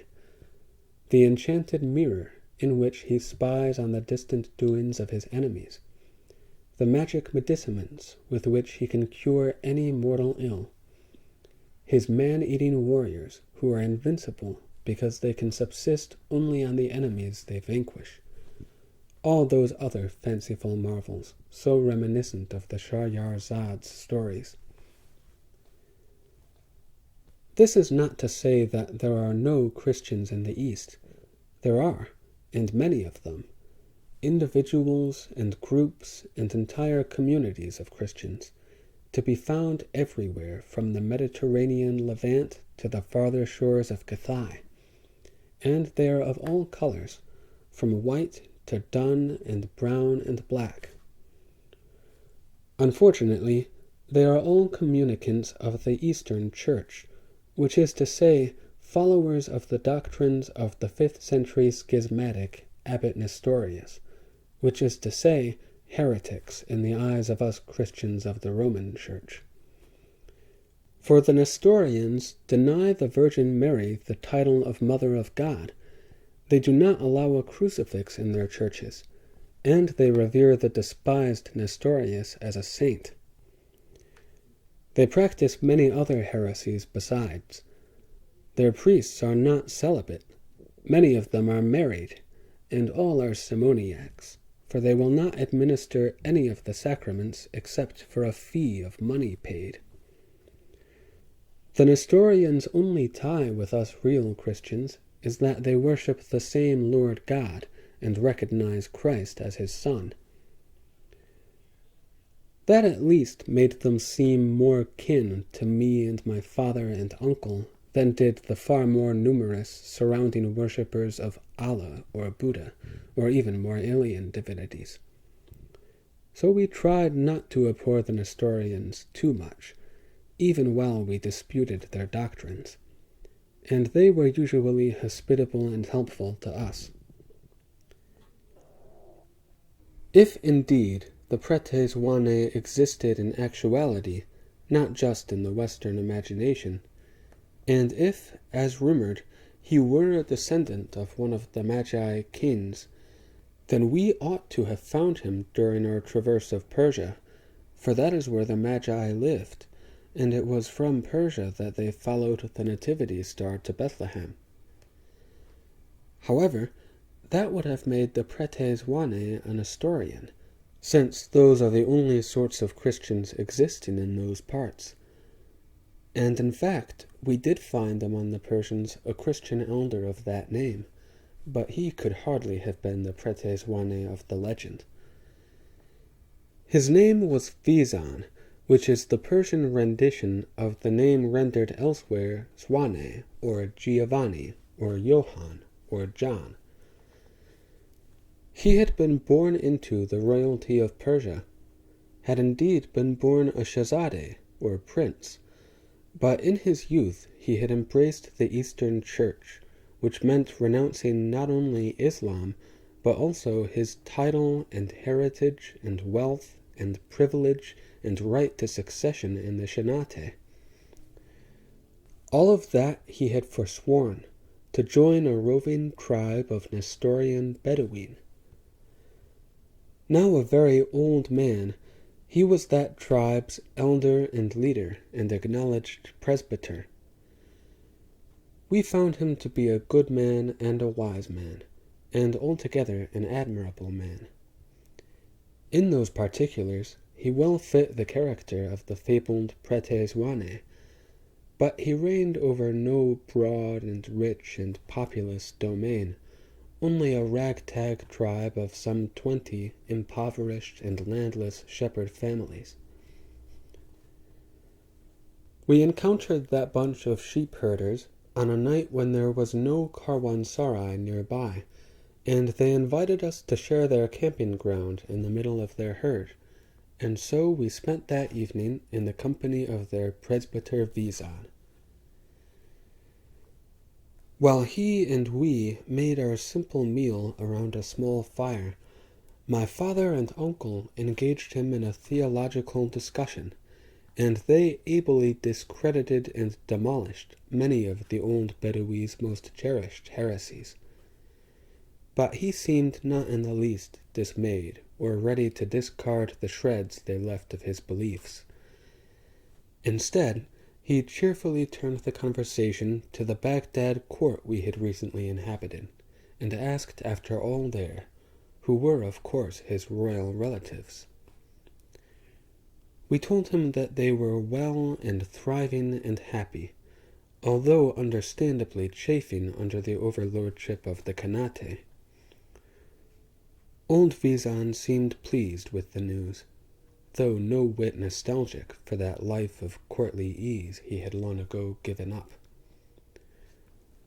Only when Uncle Mafio chanced to mention the Sharpiryar shams, making me inwardly flinch, did the ancient shepherd bishop heave a sigh that might have denoted regret. "The dowager princess still lives, then," he said. "Why, she would be nearly 80 years of age by now, as I am." And I flinched again. He was silent for a time, and he took a stick and stirred the fire, and stared thoughtfully into its heart, and then he said, "Doubtless the Sharpiryar shams no longer shows it, and you good brethren may not credit my telling of it. But that Princess Sunlight in her youth was the most beautiful woman in Persia, perhaps the most beautiful of all time." My father and uncle murmured noncommittally. I was still flinching at my all too vivid recollection of the wrecked and ravaged crone. "Ah, when she and I and the world were young," said old Vizan dreamily. "I was then still Shahzadeh of Tabriz, and she was the Shahrazad, first daughter of the Shah of Kerman. The report of her loveliness brought me from Tabriz, and brought innumerable other princes from as far away as Sabia and the Kashmir, and none was disappointed when he saw her." Under my breath, I made an impolite noise of scoffing incredulity, not loud enough for him to hear. I could tell you of that maiden's radiant eyes and rose lips and willow grace, but that would not begin to picture her for you. Why, just to look at her could heat a man to fever and yet refresh him at the same time. She was like a field of clover that has been warmed in the sun and then washed by a gentle rain.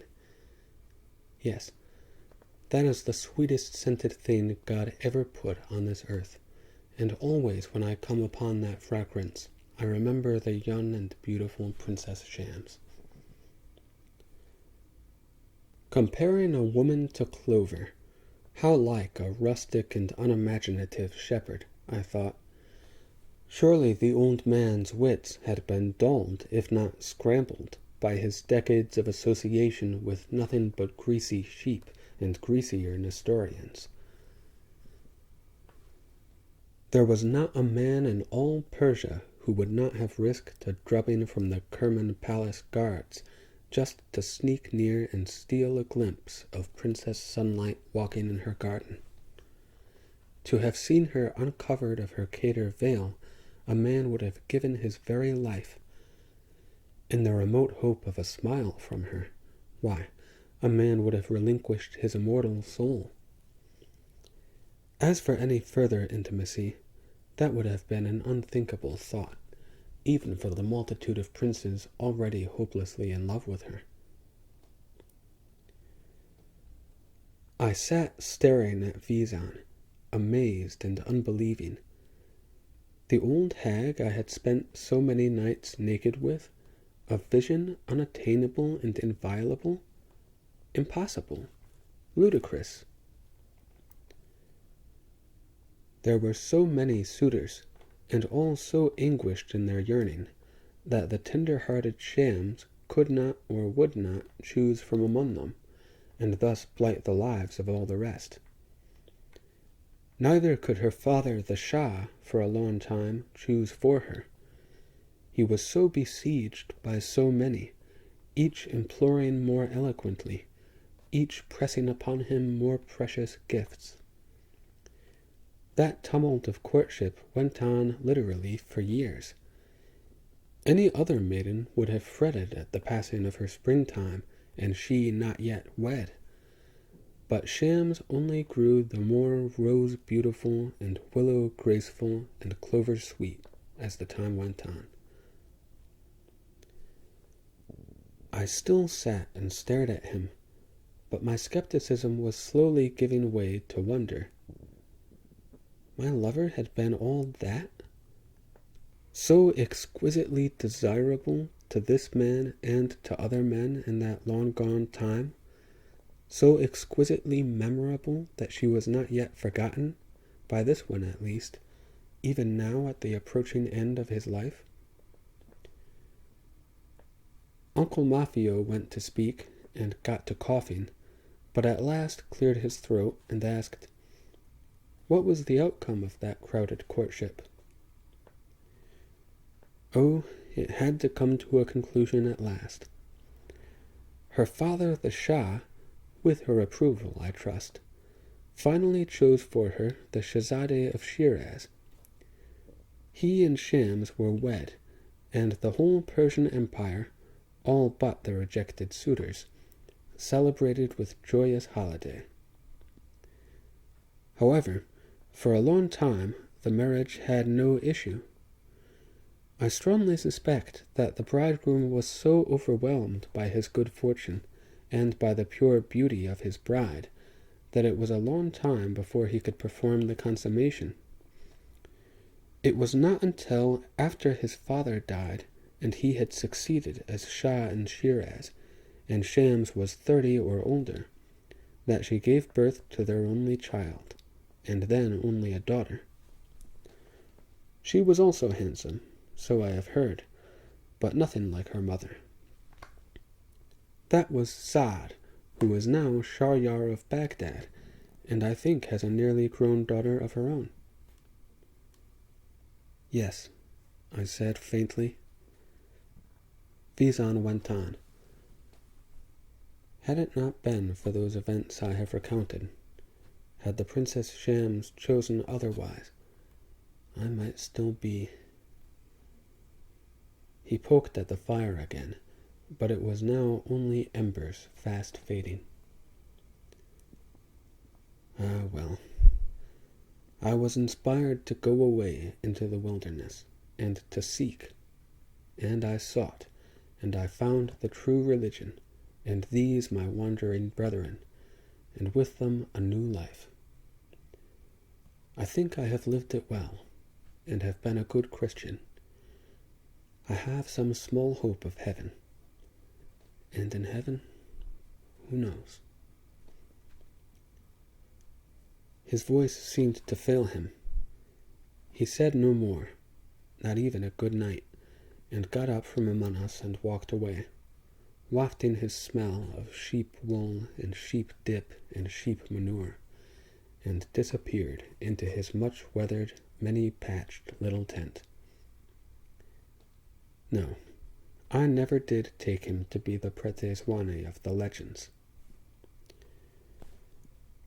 When my father and uncle had also gone to roll into their blankets, I sat on by the darkening embers of the fire, thinking, trying to reconcile in my mind the derelict old grandmother and she who was the Princess Sunlight, unsurpassable in beauty. I was confused. If Vizan saw her now, would he see the aged and ugly crone, or the glorious maiden she once had been? And should I keep on feeling disgust because, in her old age, hardly even recognizable as female, she still felt feminine hungers? Or should I pity her for the deceit she had to employ now to slake them, when once she could have had any prince for the beckoning? To look at it another way, should I congratulate myself and delight in the knowledge that I had enjoyed the Princess Sunlight for whom a whole generation of men had yearned in vain? But, trying to think along that line, I found myself wrenching present time into past time, and past into present, and confronting even more insubstantial questions. I was led to wonder, does immortality reside in memory? And with such deep metaphysic, my mind was incapable of grappling. My mind still is, as most minds are, but I know one thing now which I did not then. I know it from my own experience and knowledge of myself. A man stays always the same age, somewhere down inside himself. Only the outside of him grows older, his wrapping of body, and its integument, which is the whole world. Inwardly, he attains to a certain age, and stays there throughout his whole remaining life. That perpetual inner age may vary, I suppose, with different individuals, but in general, I suspect that it gets fixed at early maturity, when the mind has reached adult awareness and acuity, but has not yet been calloused by habit and disillusion, when the body is newly full-grown and feeling the fires of life, but not yet any of life's ashes. The calendar and his glass and the solicitude of his juniors may tell a man that he is old, and he can see for himself that the world and all around him have aged, but secretly he knows that he is still a youth of 18 or 20. And what I have said of a man, I have said because a man is what I am. It must be even more true of a woman, to whom youth and beauty and vitality are so much more to be treasured and conserved. I am sure there is not anywhere a woman of advanced age who has not inside her a maiden of tender years. I believe that the Princess Shams, even when I knew her, could see in her glass the radiant eyes and rose lips and willow grace that her suitor Vizan still could see, more than half a century after parting from her, and could smell the fragrance of clover after rain, the sweetest scented thing God ever put on this earth.